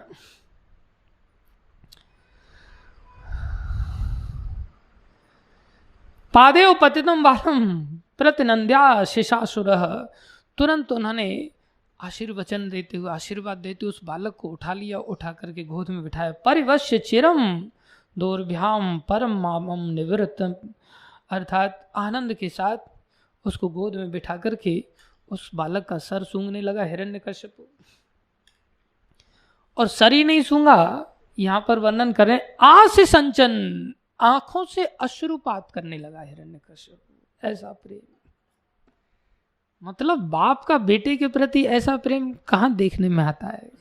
गोद में बिठा करके, और फिर उसने कल्चर भी ऐसा शो किया ना, जाते ऐसा नहीं मूंछ खींचने लग गया एकदम से, बाल खींचने लग गया, नाक झपटने लग गया, ऐसा कुछ नहीं किया। एकदम जाति सभ्यता के साथ सुंदर श्रृंगार, एकदम नहला धुला करके बढ़िया तिलक आदि के साथ सीधा प्रणाम किया। एकदम गंदा संदा, ये नहीं कि कॉलर गंदे देखते ही दिमाग खराब हो जाए बाप का, ये नहीं कि धोती फटी हुई है, कुर्ते से बाजू निकली हुई है, आधी आधी में कैसे भी काम चल रहा है लटका करके। नहीं, माता ने बहुत सुंदर श्रृंगार साजा सुजो करके बढ़िया अच्छी तरह से, वो भी प्रणाम किया, दंडवत प्रणाम किया। जब तक उठाया नहीं तब तक उठे नहीं, उनको उठाया, उठा करके गोद में लिया, हाथ घुमाया, सूंघा उनके मस्तक को, और सूंघ करके बड़ी प्रसन्नता के साथ आंखों से अश्रुपात करने लगे। मेरा बेटा है। कई बेटे थे उनके, 4 बेटे थे। प्रहलाद बहुत अच्छे थे, बहुत प्यार करता था। आज से संचन उनका, कितनी बड़ी बात कह रहे हैं। श्री नारद मुनि ने आगे बताया, हे राजा युधिष्ठिर, हिरण्यकश्यपु ने भक्त प्रहलाद को अपनी गोद में बिठा लिया और उसका सिर सूंघने लगा। फिर अपने नेत्रों से प्रेमाश्रु बहाते हुए बालक के हंसते हुए मुखारविंद को भिगोते हुए, खाली ये नहीं कि एक ही आंसू यहीं तक ढरका, बस टपकने लग गए, तब ना उनका हंसता हुआ मुख भीग गया। कैसा प्रेम होगा बताओ, कैसा गोद में कस के पकड़ा होगा उसको। पुत्र से इस प्रकार बोला। हिरण्यकश्यप उवाच, प्रहलादान उच्चताम तात्य स्वाधीतम किंचित उत्तमम काले नेताम बतायुष्मन यद शिक्षत गुरोर भवान। अरे पुत्र प्रहलाद, मेरे पुत्र, हे चिरंजीव, आशीर्वाद दिया, चिर काल तक जियो, और खुद ही आशीर्वाद दे दिया। उसको पता नहीं आगे चल के यही आशीर्वाद समस्या बन जाएगा उसके लिए। आशीर्वाद लग जाता है, उसने प्रणाम किया, उसको दिया चिरंजीव। चिरंजीव तपस्वी था भाई, साधारण थोड़ी था वो भी, खुद भी आशीर्वाद क्यों नहीं लगेगा, उसका भी आशीर्वाद लगना था। लेकिन वो तो पहले से ही अपने गुरुजी का आशीर्वाद लेकर के आए थे, उसका लगे ना लगे वो अलग बात थी। लेकिन यहाँ गलती तो भगवान करा ही लेते, जिसको दुख डाले दर्दे ताकि मत पहले ही हर ले। ऐसा व्यवहार कराया भगवान ने कि एकदम से वो बिल्कुल लुट गया। और कहने चिरंजीव, कहने लगा, अरे पुत्र, तुमने बहुत समय व्यतीत किया, अभी तक 5 ही साल की आयु थी, मतलब गुरुकुल में लगता है पहले ही चले गए थे प्रहलाद महाराज, 5 साल से भी पहले। आगे वर्णन आएगा कि 5 साल की आयु ही हुई थी। अब तुम उन सब में सर्वश्रेष्ठ जो बात समझते हो, अब मुझसे सुनाओ। प्रहलाद महाराज उवाच, श्री प्रहलाद उवाच, श्रवणम कीर्तनम विष्णु स्मरणम पाद सेवनम अर्चनम वंदनम दास्यम साख्यम आत्मनिवेदनम। ओहो, जैसी ऐसी बात कही। हिरण्यकश्यप सोच रहा था, पहरे भी बढ़ा दिए थे मैंने, और संद अमरक को भी मैंने सूचना दिला दी थी, अपने लोग भी तैनात कर दिए थे, और फिर से इसके अंदर से ऐसा श्लोक निकल रहा है। इति पुंसार्पिता विष्णु भक्ति से नवलक्षणा क्रियते भगवत्यधा तन्मन्ये अधीत उत्तमम।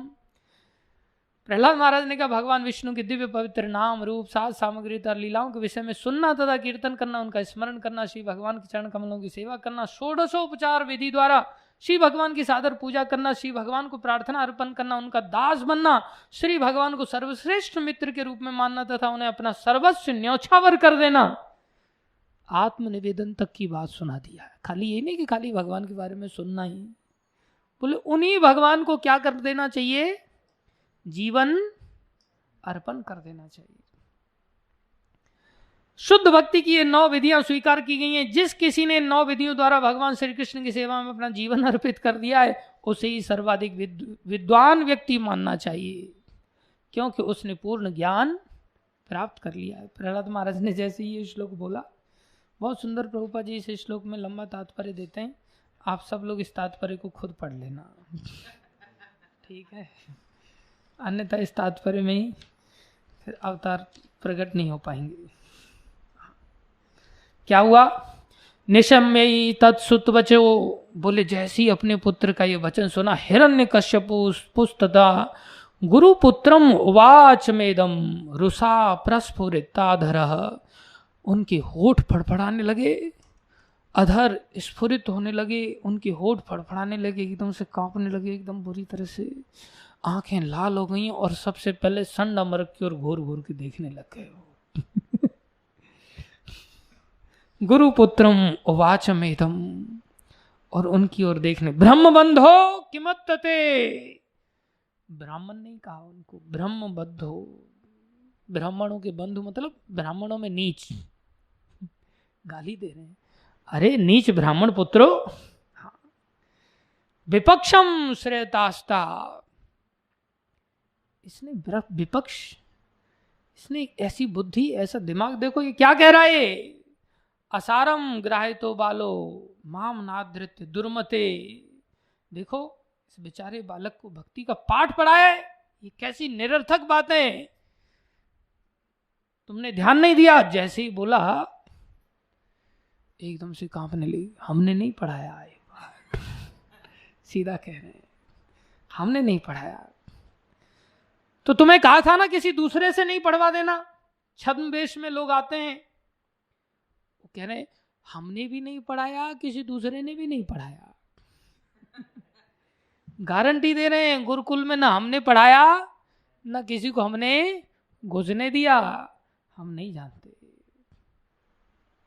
साफ मना कर दिया। इसलिए इसमें हमारा कोई दोष नहीं है। गुरुपुत्र वाच न मत प्रणीतम न पर प्रणीतम, न मत प्रणीतम, ना हमने पढ़ाया, न पर प्रणीतम, न इसको किसी दूसरे से हमने पढ़ाने दिया। हे इंद्र शत्रु, हम नहीं जानते। नैसर्ग की मतिरस्य राजन, इसकी मति, इसकी ऐसी बुद्धि तो नैसर्गिक है, नैसर्गिक है, जन्मजात है। पता नहीं ये बीमारी इसको कहाँ से लगी है, हमारा कोई दोष नहीं है इसमें। इसलिए आप हमें क्षमा करें। अब क्या हुआ, अब सोच रहे हैं कि अरे इन्होंने तो पढ़ाया नहीं, कोई बाहर से भी आया नहीं, तो इसको समस्या कहाँ से लगी। फिर घूमा अपने पुत्र की ओर, कहने लगा, जब हिरण्यकश्यपु को अध्यापक से उत्तर मिल गया तो उसने पुनः अपने पुत्र को संबोधित किया। हिरण्यकश्यपु ने कहा, रे धूर्त, हाँ हमारे परिवार में सबसे अधम या तुमने यह शिक्षा अपने अध्यापकों से नहीं प्राप्त की, तो सच बताइए कहाँ से प्राप्त की। अब वही बताएगा ना कहाँ से लिया ये शिक्षा। तब नारद, ये अब किसने सिखाया, किसने सिखाया था, पहले ही पूछ लिया था तेरे गुरु से क्या सीखा तूने। अब उन्होंने बता दिया मेरे गुरु जी से ये सीखा।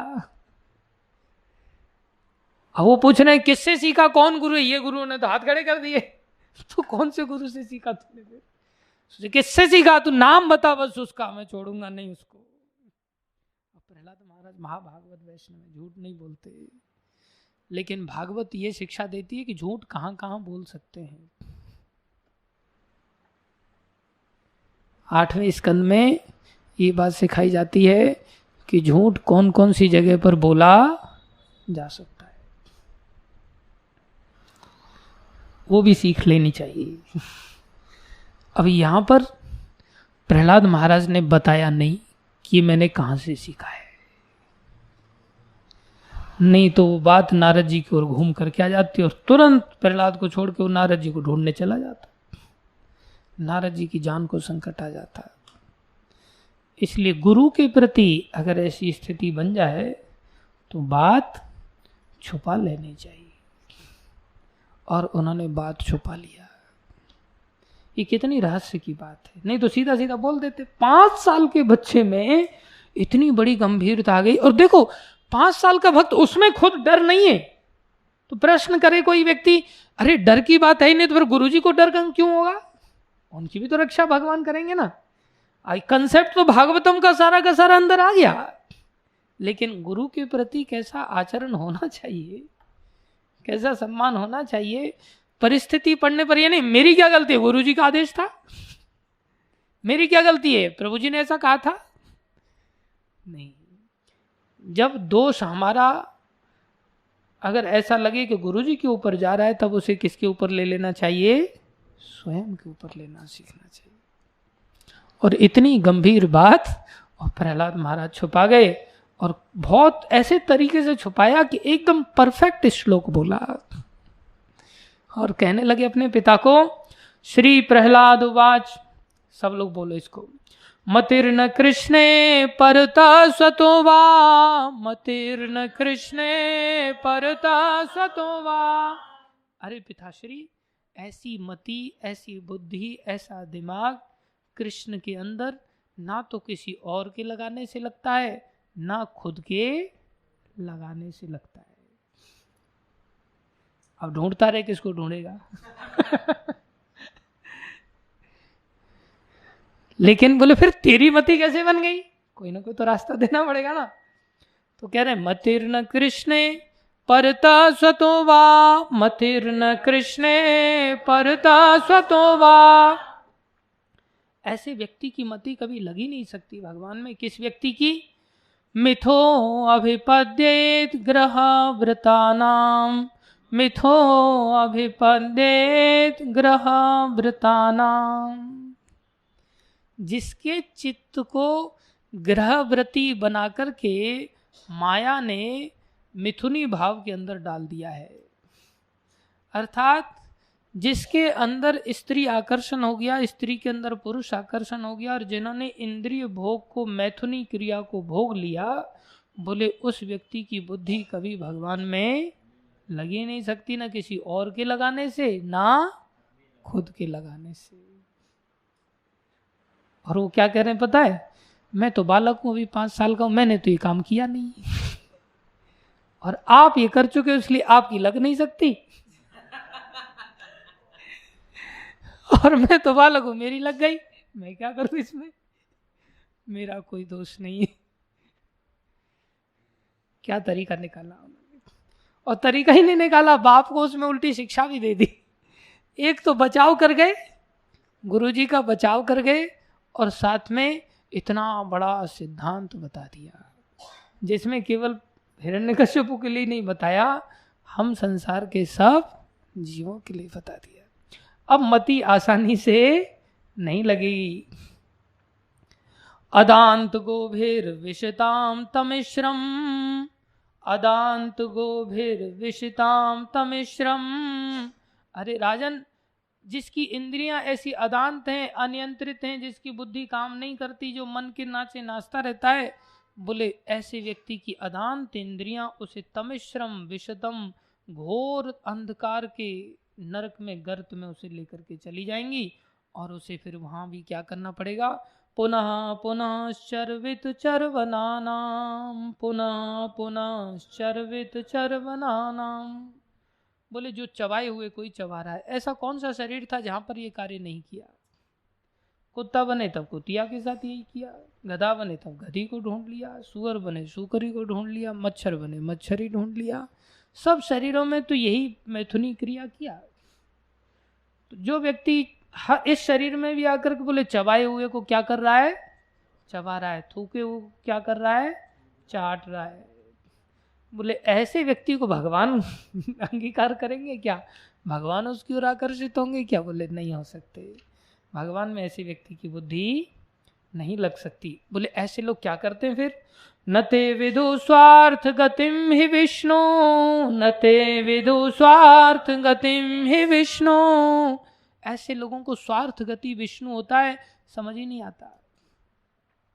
दुराशया ये बहिरर्थिमाने नः, दुराशया ये बहिरर्थिमाने नः।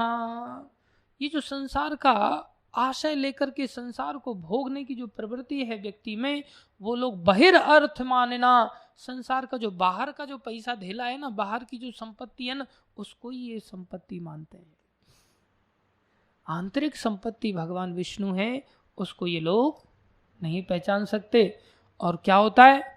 अंधा यथा अंधैर उपनीयमानान, अंधा यथा अंधैर उपनीयमाना, ते अपि सत्यन्त्र्यामुर्दां निबद्धा, ते अपि सत्यन्त्र्यामुर्दां निबद्धा।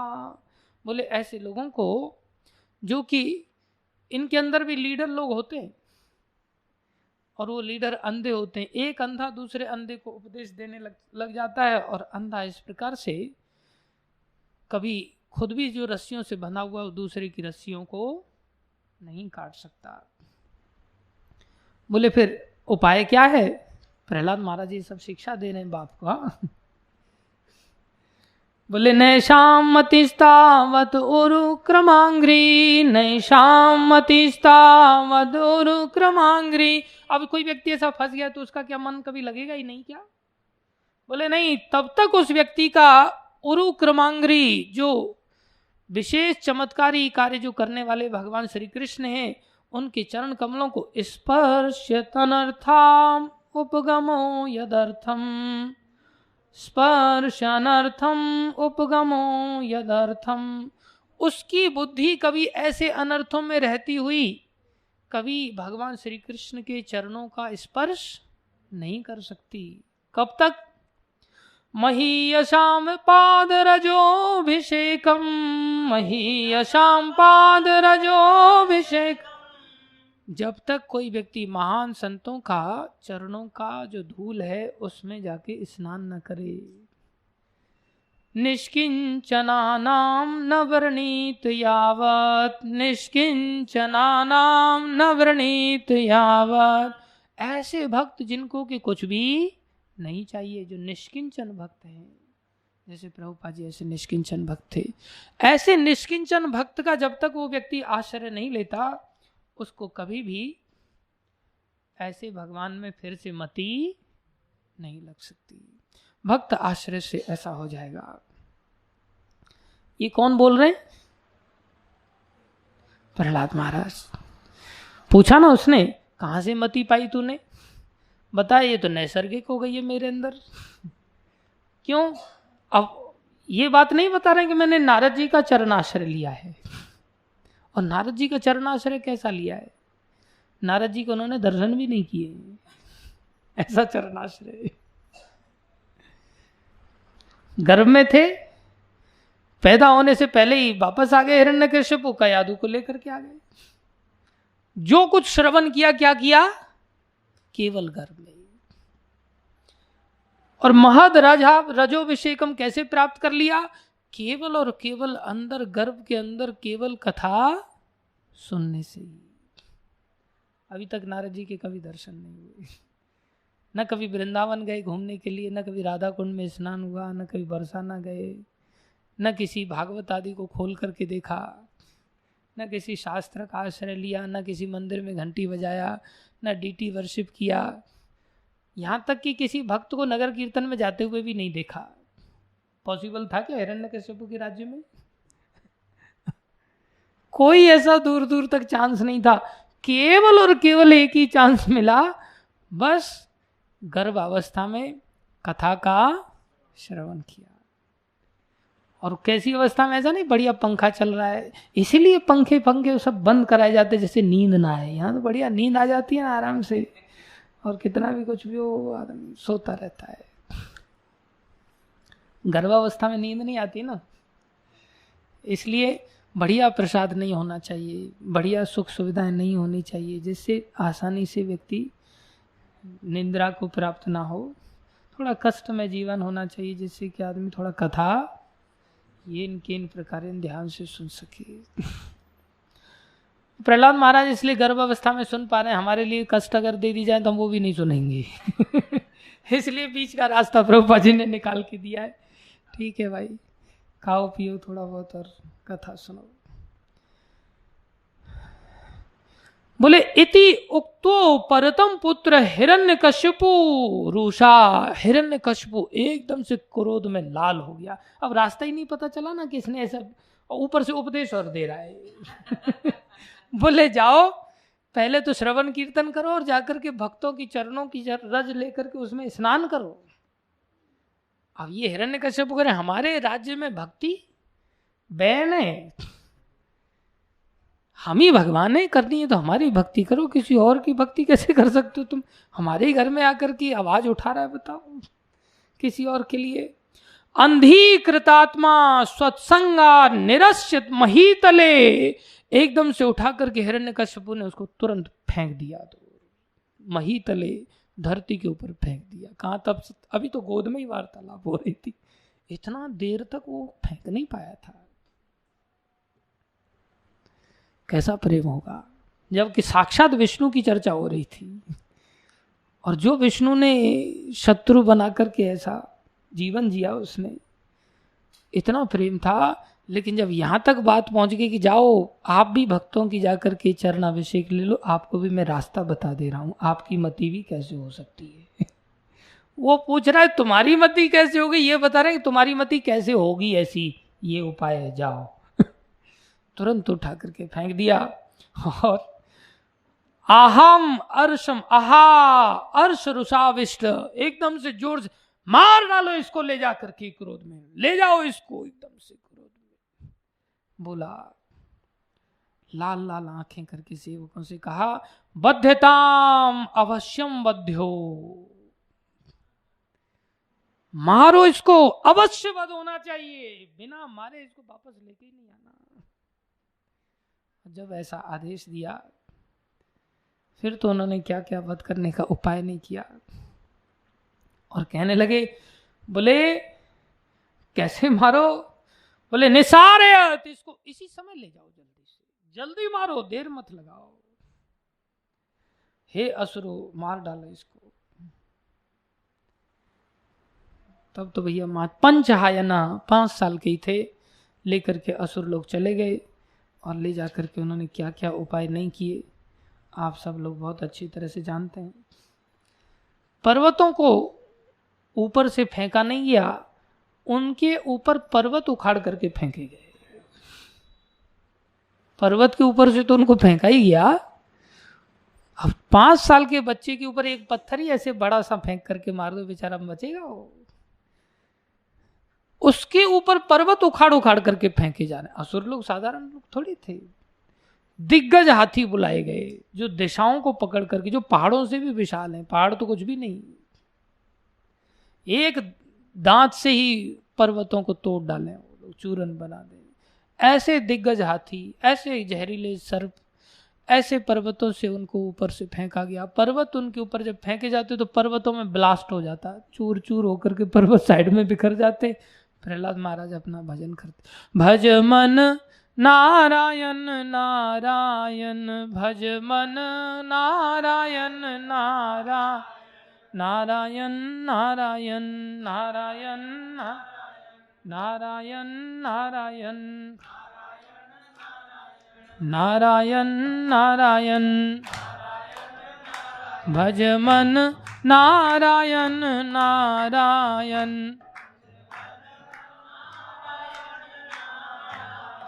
भज मन नारायण नारायण, भज मन नारायण नारायण। अब तो उसके दिमाग में इतना भर गया, अरे यही विष्णु ही है, पुत्र बन के आ गया है, मार डालो इसको। कहने लगा उंगली कितनी भी प्यारी क्यों न हो, अगर सर्प काट ले और जहर फैलने लग जाए और जहर ऊपर तक बढ़े, उससे अच्छा है उंगली को ही काट के फेंक दो। इसलिए रोग आगे चल करके बढ़ेगा, रोग खा जाएगा, उससे पहले रोग को ही काट करके फेंक दो। इसलिए या तो ये विष्णु का ही अवतार हो गया है, इतनी हिम्मत है इसके अंदर, मेरे को चैलेंज कर रहा है, या ये घर में ही मेरे अंदर भयानक रोग लग गया है, इसको काट करके फेंक दो, मार डालो इसको। लेकिन मारे कृष्ण राखे के, राखे कृष्ण मारे के। कहाँ जा रहे हो? ठीक है, अब तो बहुत सुंदर प्रसंग है, आप सब लोग इसको पढ़ना, बहुत अच्छा लगेगा, तात्पर्य के साथ पढ़ना। भागवतम में बहुत आनंद आता है इसको पढ़ने में। प्रभुपाद जी बहुत सारी चीजें इसमें शिक्षा देती हैं।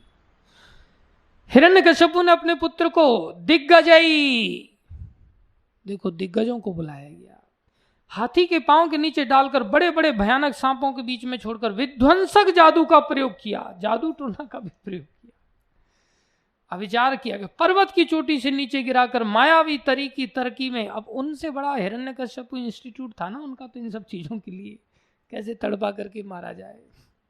विष देकर, भूखे रखकर, ठिठुरती ठंड, हवा, अग्नि, अग्नि का पता है आप सब लोगों को, होलिका में जलाया गया था, जल में छोड़कर या उनको कुचलने हेतु उन पर भारी पत्थर फेंक कर भी नहीं मार पाया। जब हिरण्यकश्यप ने देखा वो किसी प्रकार से पाप रहित भक्त प्रहलाद को कोई हानि नहीं पहुंचाना पाया, तो वह अत्यंत चिंता में पड़ गया और सोचा आगे क्या किया जाए। सोच विचार में पड़ गए। ए समय बहव साधुक तो बधो उपायाश्च निर्मिता, मैंने इतने सारे इसको मारने के उपाय किए, लेकिन पता नहीं, हाँ स्वयनैव तेजसा, इसके अंदर ऐसा कौन सा तेज है, पता नहीं किसकी शक्ति से अपने आप को बचा रहा है। पूछा तेरे अंदर ये कहां से बल आया?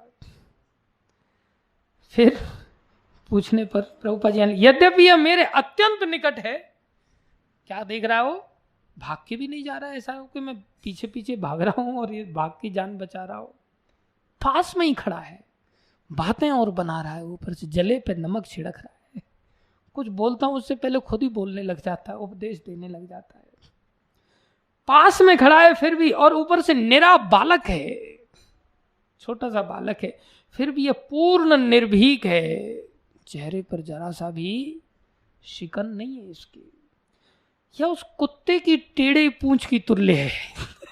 क्या सोच रहा हो? बोले कुत्ते की पूंछ टेढ़ी ही टेढ़ी रहती है, बोले कैसा ढीठ है, बोले कुत्ते की टेढ़ी पूंछ के तुल्य जो कभी सीधी नहीं की जा सकती।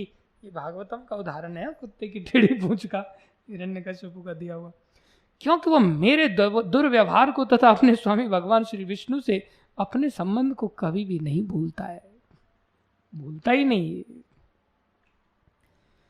मैं देखता हूं इस बालक की असीम शक्ति, अप्रमेया अनुभावो, अप्रमेय शक्ति है, मतलब सारे अस्त्र शस्त्र फेल हो रहे, तो अपने आप ही आदमी सोचेगा ना कैसी सामर्थ्य है इस बालक के अंदर। अयम कुतश्च विधयो अमरः, इसको ऐसी स्थिति शक्ति आई कहां से, अमर प्रतीत होता है, अतएव इसके प्रति शत्रुता का भाव कर अगर मैं रखूंगा तो मैं ही मर जाऊंगा।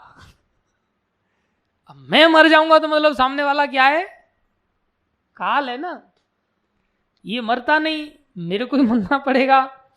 बोले ऐसा नहीं हो सकता, मैं ऐसे छोड़ूंगा नहीं। इस प्रकार सोचते हुए चिंतित तथा कांतिहीन दैत्यराज अपना मुंह नीचा किए चुप रह गया।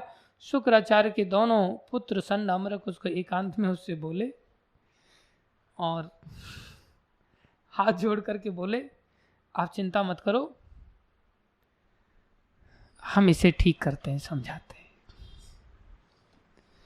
और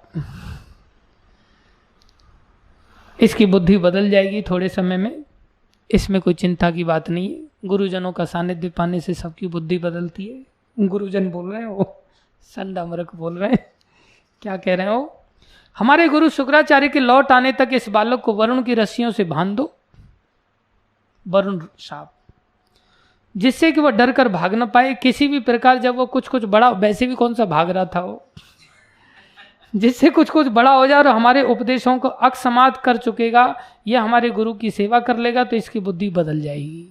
मतलब बड़े गुरु आएंगे शुक्राचार्य, तो उनके सानिध्य में इसकी बुद्धि बदल जाएगी, आप चिंता मत करो, चिंता की कोई बात नहीं।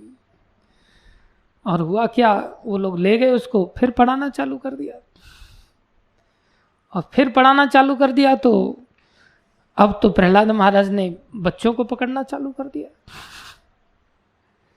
और जब बच्चों को पकड़ना चालू किया तो बच्चे डर गए, बोले तेरा पिता भक्ति करने देगा? तो ये कहते मेरा पिता बिगाड़ क्या लेगा? अनुभव हो गया था ना अब तो उनको, बोले अगर भक्ति करोगे तो मेरा पिता भी किसी का कुछ भी बिगाड़ नहीं सकता, इसलिए तुम लोग क्या करो, भक्ति करो। अब जब सारा गुरुकुल बन गया, आश्रम ही गुरुकुल ही आश्रम बन गया, गुरुकुल ही सारा भक्त बन गया, अब तो ये सारे बच्चे लोग कीर्तन करने लगे। अब तड़फड़ाने लगे संड और अमरक, सोच रहे थे कि इसको अपना शुक्राचार्य के सानिध्य दे ला करके इसकी बुद्धि बदल करके लेके जाएंगे और इसका क्रेडिट लेंगे हम, हमें इनाम दिया जाएगा। अब पता चला फांसी पर लटकाया जाएगा, इनाम क्या दिया जाएगा। अब घबरा गए, अब तो पूरे आश्रम के सारे, गुरुकुल के सारे बच्चे ही भक्त बन गए, सब लोग कीर्तन करने लगे। बहुत सुंदर आगे के अध्याय हैं, सबको इन अध्यायों को पढ़ना चाहिए। 6वां अध्याय है भक्त प्रहलाद द्वारा अपने असुर सहपाठियों को उपदेश, बहुत सुंदर उपदेश है। और भक्त प्रहलाद अपने बारे में वो बच्चे पूछते हैं, अब उपदेशों का वर्णन करेंगे तो घंटे कई बीत जाएंगे। कह रहे हैं कि तुमने ये सीखा कहाँ से प्रहलाद? बच्चों ने भी पूछा। बोले मैंने ये गर्भ में ही सीख लिया था। तो बता रहे हैं गर्भ में मैंने क्या सीखा, और फिर घबरा करके फिर से लेकर के जाते हैं। बोले ये तो अब हमारे सर से पानी ऊपर चला गया है, अब बस हम ही बचे हैं बदलने के लिए। सब बच्चों को बदल दिया, अब हम नहीं चाहते कि हम भी बदल जाएं और हिरण्यकश्यप इंटरनेशनल गुरुकुल आपका फ्लॉप हो जाए। इसलिए आप इस औलाद को संभालो, जो करना है करो।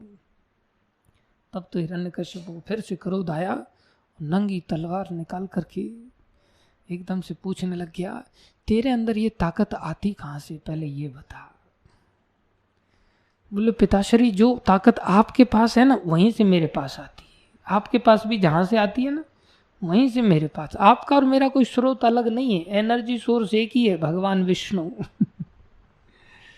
तो बोले कहाँ है वो तेरा भगवान विष्णु? बोले कहाँ है? सर्वत्र है। बोले इस खम्भे में भी है। ये जो प्रार्थना है जो हम लोग गाते हैं प्रहलाद महाराज की, ये प्रार्थना चैतन्य महाप्रभु ने लिखा है।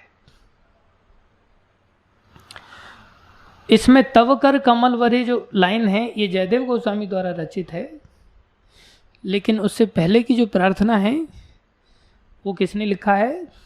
चैतन्य महाप्रभु ने। चैतन्य महाप्रभु भी नरसिंह भगवान और प्रहलाद महाराज के इस प्रसंग के प्रति कितने आकर्षित थे। एक्चुअली में उन्होंने ही तो भक्ति के आंदोलन को फैलाया।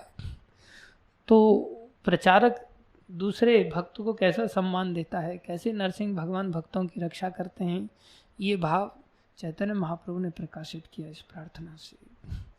और प्रहलाद महाराज हाँ इस खंभे में भी है, मेरे को तो कन कन में दिखाई दे रहे हैं। बोले मेरे को तो कहीं नहीं दिखाई दे रहे, इस खंभे में? बोले हाँ इस खंभे में भी। एकदम से गया, मुष्टि प्रहार किया। उसका तो मुष्टि बहुत शक्तिशाली है ना, उसको खंभा तोड़ने के लिए ऐसा नहीं है कि हम मुष्टि मारेंगे तो हमारी मुष्टि टूट जाएगी, खंभे को कुछ नहीं होगा। कोई अगर कर सकता है तो तोड़ के देख लेना, मैं खंभा बता दूंगा, तोड़वाने हमें भी कई सारे। तो उसने एक मुष्टि प्रहार किया, खंभा तो टूटा ही, इतनी भयानक आवाज हुई, ऐसी विशाल गर्जना हुई, सीधी ब्रह्मलोक, शिवलोक, इंद्रलोक, कोई ऐसा लोक नहीं जहाँ तक ये ध्वनि ना गई हो। सब लोग ऐसे हैरान हो गए, ऐसा लगा कि भैया ये हमारा लोक ही सारा नष्ट हो जाएगा। गर्जना ही ऐसी भयानक थी, बिना प्रलय के प्रलय होने वाली है, ऐसी भयानक गर्जना। और इतनी देर में सामने देखा कि सामने कोई व्यक्ति भी दिखाई दे रहा है। देखा एकदम विशाल काय, छाती एकदम पिघले हुए सोने की अंग कांति की तरह, सोने की जैसे उनके बड़े बड़े विशाल बाल हैं, मुख एकदम विशाल सिंह की तरह, आंखें लाल, दांत एकदम से बाहर निकले हुए हैं, जीभ एकदम ऐसी तीखी तलवार की तरह चारों तरफ घूम रही है, जैसे तलवार से अब असुरों का नाश होने वाला है। जीव एक एक असुर का गर्दन काटने वाली है, बस ऐसे बार बार मुंह से अंदर लपलपा रही है। हाथों में इतने नख हैं कि अनंत हाथ हैं भगवान के, अनंत नख हैं। कमर एकदम से भगवान की पतली सी, और इतना विशाल सुंदर स्वरूप देख करके वो इतना भयभीत हो गया। लेकिन फिर भी सोच रहा है मैं तो मरूंगा नहीं, क्योंकि मेरे पास तो वरदान है। मैं तो जीत चुका हूं, ब्रह्मा जी का वरदान। मारा एक तलवार भगवान के ऊपर, भगवान ने एक ऐसे हाथ से थोड़ा सा हिला दिया, उसकी तलवार फेंक गई उसकी। एक दो थप्पड़ मारे उसको, थप्पड़ मारते मुरते, लेटाते लुटूते, ठोकर मारते उसको चौखट पे ले जाकर के उठा करके धड़ाम से जंगाओं पर रख लिया। और फिर भगवान रास्ते में असुर लोगों ने आक्रमण कर दिया, बाकी भुजाओं से उनका काम तमाम कर दिया, बाकी असुर सब भाग गए, दुनिया भर के असुरों का नाश कर दिया भगवान ने। सब भयभीत हो गए, हाहाकार मच गया। इधर भगवान ने हिरण्यकश्यपु का अंत में सारे वरदानों की याद दिलाते हुए अपने नाखूनों से उसकी अंतड़ियों को बाहर निकाल करके गले में डाल लिया। और प्रहलाद महाराज ये सारा दृश्य देख रहे हैं। सब जगह जय जयकार तो हुई, लेकिन नरसिंह भगवान का क्रोध शांत नहीं हुआ। अभी भी वही गर्जनाएं हैं, वही गर्जनाएं हैं, ऐसी भयानक गर्जनाएं। शिवजी जो प्रलय करते हैं उनसे लोग भयभीत होते हैं, वो भयभीत होकर के दूर खड़े हैं, बहुत दूर खड़े हैं।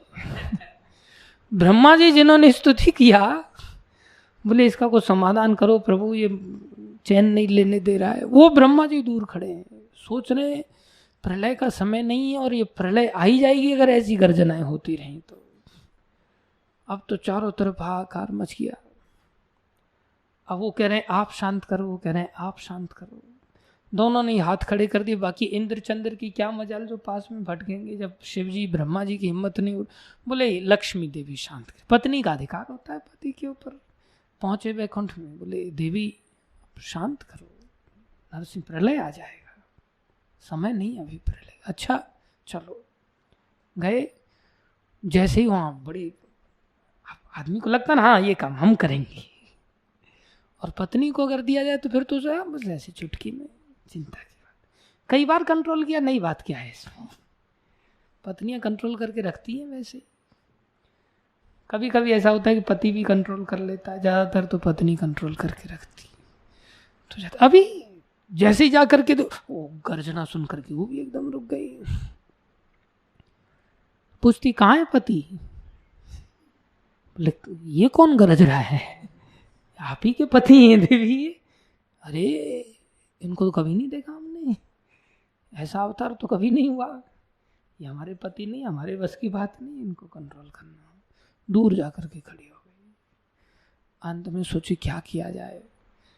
ब्रह्मा जी गए, बेटा प्रहलाद तुम ही इनको शांत कर सकते हो, चलो तुम्हारी वजह से अवतार हुआ। बोले नहीं मेरी वजह से अवतार नहीं हुआ है, वरदान आप ही ने दिया था, ऐसा आपकी वजह से अवतार हुआ, मेरी वजह से तो खम्भ से बाहर निकले हो।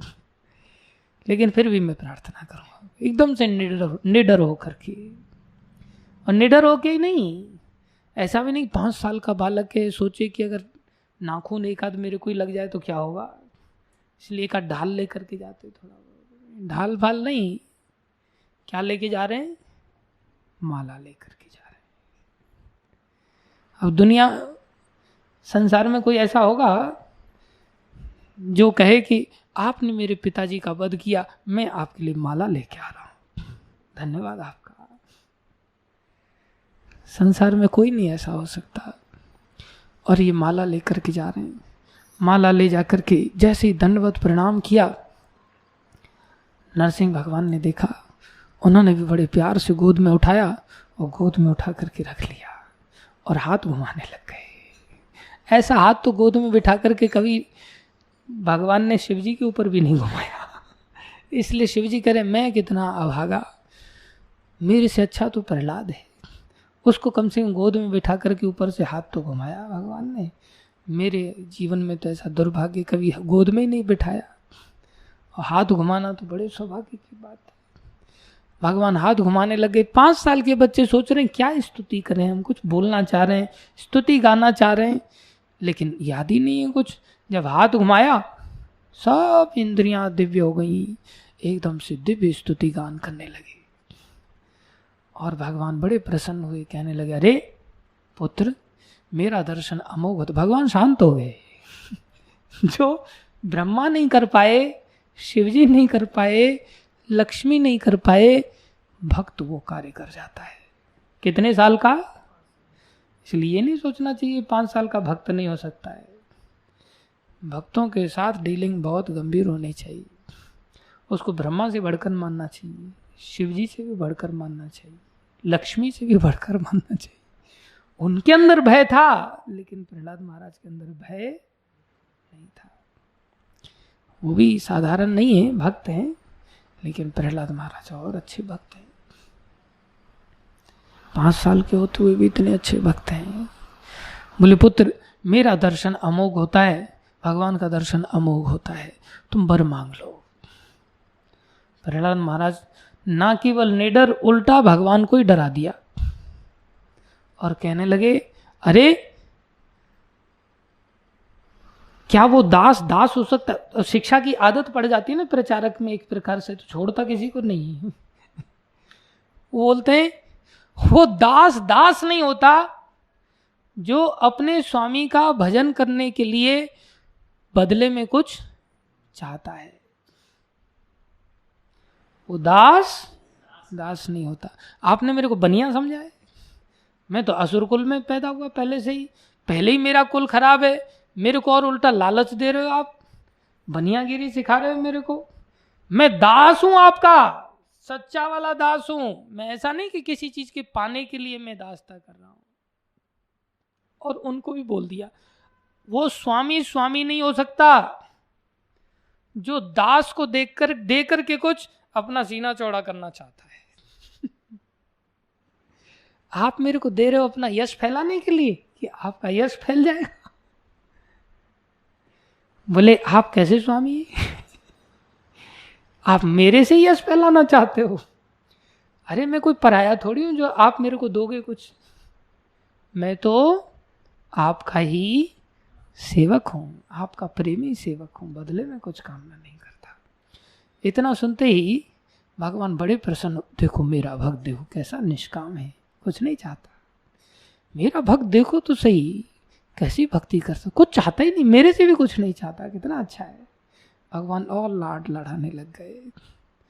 फिर भी भगवान कर, फिर भी मांग लो कुछ, मेरे को कुछ देने के अंदर से कुलकुलाहट हो रही, कुछ तो ले लो।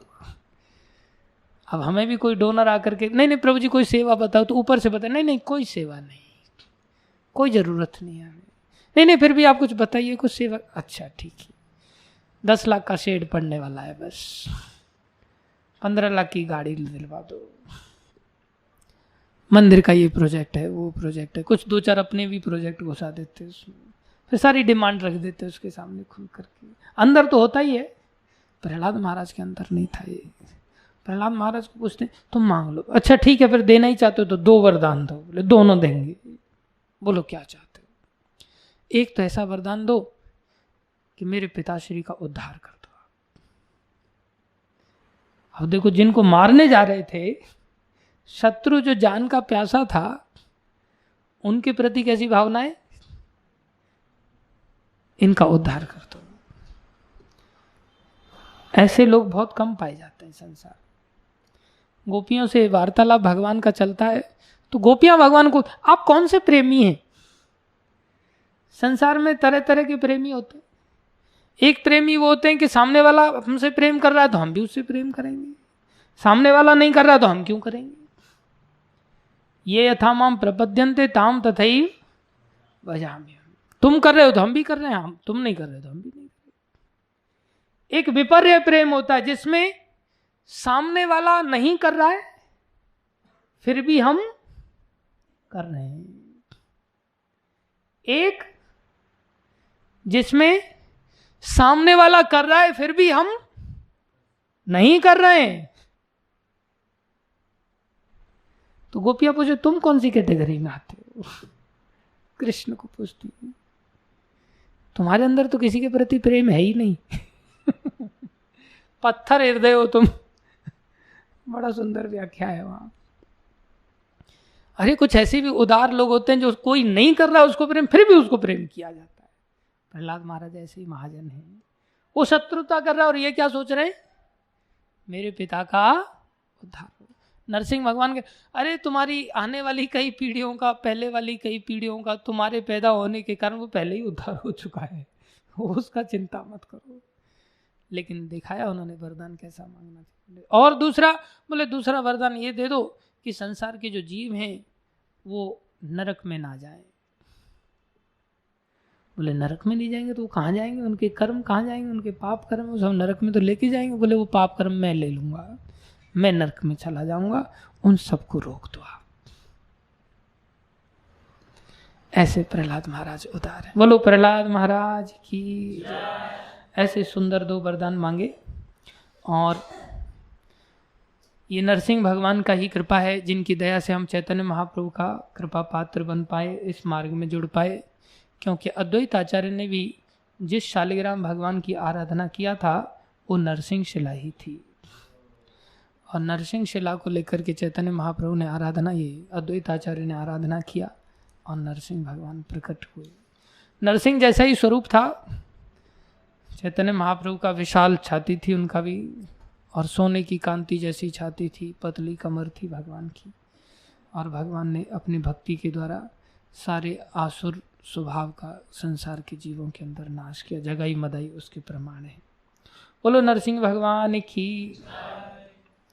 नमस्ते नरसिंहाय, नमस्ते नरसिंहाय, प्रहलाद लाद दायिने, प्रहलाद लाद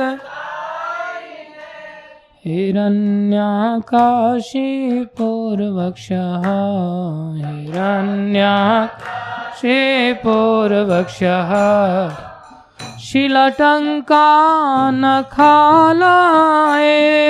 शिलटङ्कानखालाय, हितो नरसिंहा परतो नरसिंहा, हितो नरसिंह परतो नरसिंहा, यतो यतो यामि ततो नरसिंहा, यतो यतो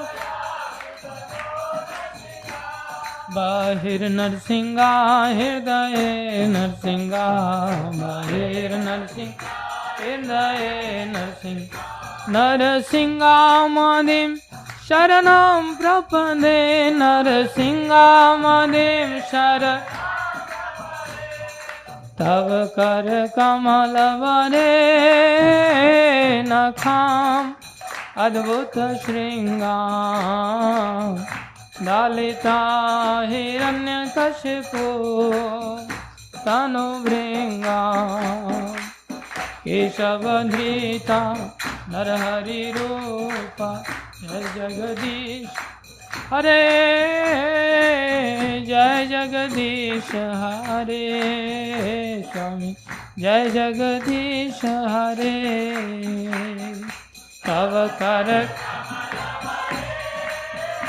नाखाम, अद्भुत श्रृंगार दालिता हिरण्यकशिपु तनुभृंगा, केशवधृता नरहरि रूपा, जय जगदीश,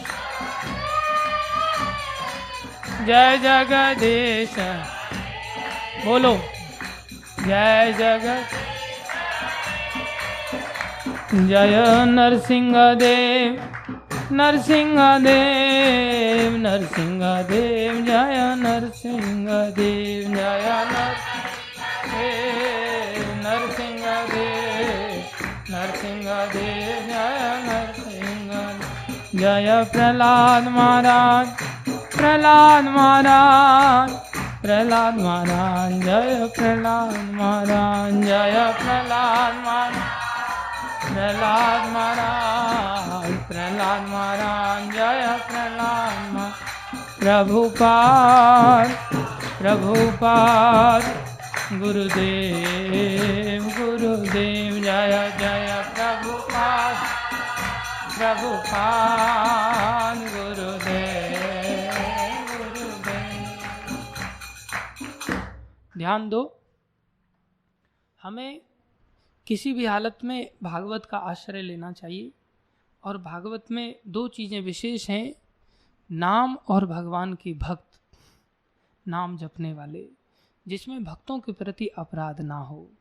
इसलिए भक्तों की महिमा और नाम की महिमा ओवरऑल सर्वत्र बताई गई है। लेकिन जो दो स्कंद हैं, 6वां और 7वां स्कंद, ये विशेष रूप से इन दो चीज़ों पर फोकस्ड है। एक तो नाम की महिमा 6वें स्कंद में बताई गई है, 7वें स्कंद में भक्तों की महिमा का गान किया गया है। इसलिए रोज हमें ये इन प्रकार भागवतम नित्य प्रति पढ़ना चाहिए। लेकिन नहीं पढ़ सकते तो कम से कम 6वां 7वां स्कंद तो रोज पढ़ने की आदत लगानी चाहिए।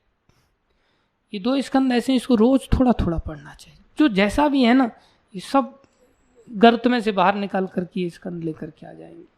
हम प्रहलाद महाराज का, नारद जी का, इन सब का आश्रय, इन सब का रजोभिषेक हम प्राप्त कर सकेंगे। जो उन्होंने सीखा, गर्भ के अंदर श्रवण किया, बिना नारद जी को दर्शन किए, वो सारे श्लोक इसके अंदर हैं। हम अगर उनको पढ़ेंगे तो हम भी सीख जाएंगे।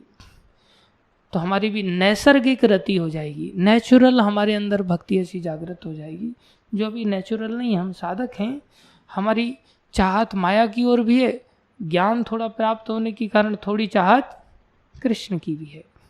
तो कई बार थोड़ा कृष्ण की भक्ति कर लेते हैं, कई बार थोड़ा संसार का भी चीजें पकड़ लेते हैं।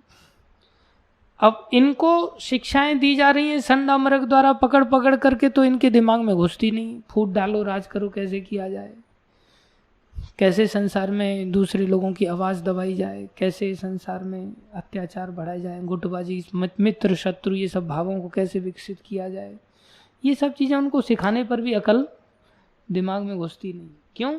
नैसर्गिक रहती है ना, हमारे अंदर तो घुसेगी ना। और कहाँ से घुसती है? मुख्य रूप से मोबाइल के द्वारा घुसती है। कहाँ से घुसती है?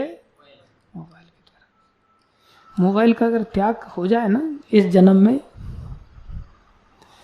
तो फिर भगवान की प्राप्ति हो जाएगी इसी जन्म में। मोबाइल का त्याग इस जन्म में नहीं हुआ तो फिर अगले जन्म में भक्ति थोड़ी फिर से पुनर्जन्म लेना पड़ेगा और किसी मोबाइल इंडस्ट्री में जाके जन्म लेना पड़ेगा। फिर आगे भक्ति थोड़ी याद आएगी जड़ भरत जी की तरह, फिर शायद वहाँ वैराग्य जागृत हो। इसलिए इस शिक्षा से बचने के लिए थोड़ा हमें यत्न करना पड़ेगा। जो संसारी शिक्षा है, जो बिल्कुल हाथ में ही पड़ी रहती है, निरंतर ये सब विचारधाराएं दिमाग में घुसते रहते हैं, और इसे नैसर्गिक बनाने के लिए इस शिक्षा का आश्रय लेना पड़ेगा। गर्भावस्था में मिल जाता तो बहुत अच्छा था, नहीं मिला तो ऐसा नहीं कि हम सीख ही नहीं सकते। अजामिल को मृत्यु शैया पर पता चल गया था, उन्होंने ध्यान से सुना तो उनके जीवन में बदलाव आ गया। कयादू माता ने इतना ध्यान से नहीं सुना था, तो यही श्लोक जाकर के पहले तो जाकर के कयादू माता ने बोल देने चाहिए थे हिरण्यकश्यप को, तत्साधु मन्य आदि, कि हे पतिदेव आप एक काम करो, चलो वृंदावन चलते हैं।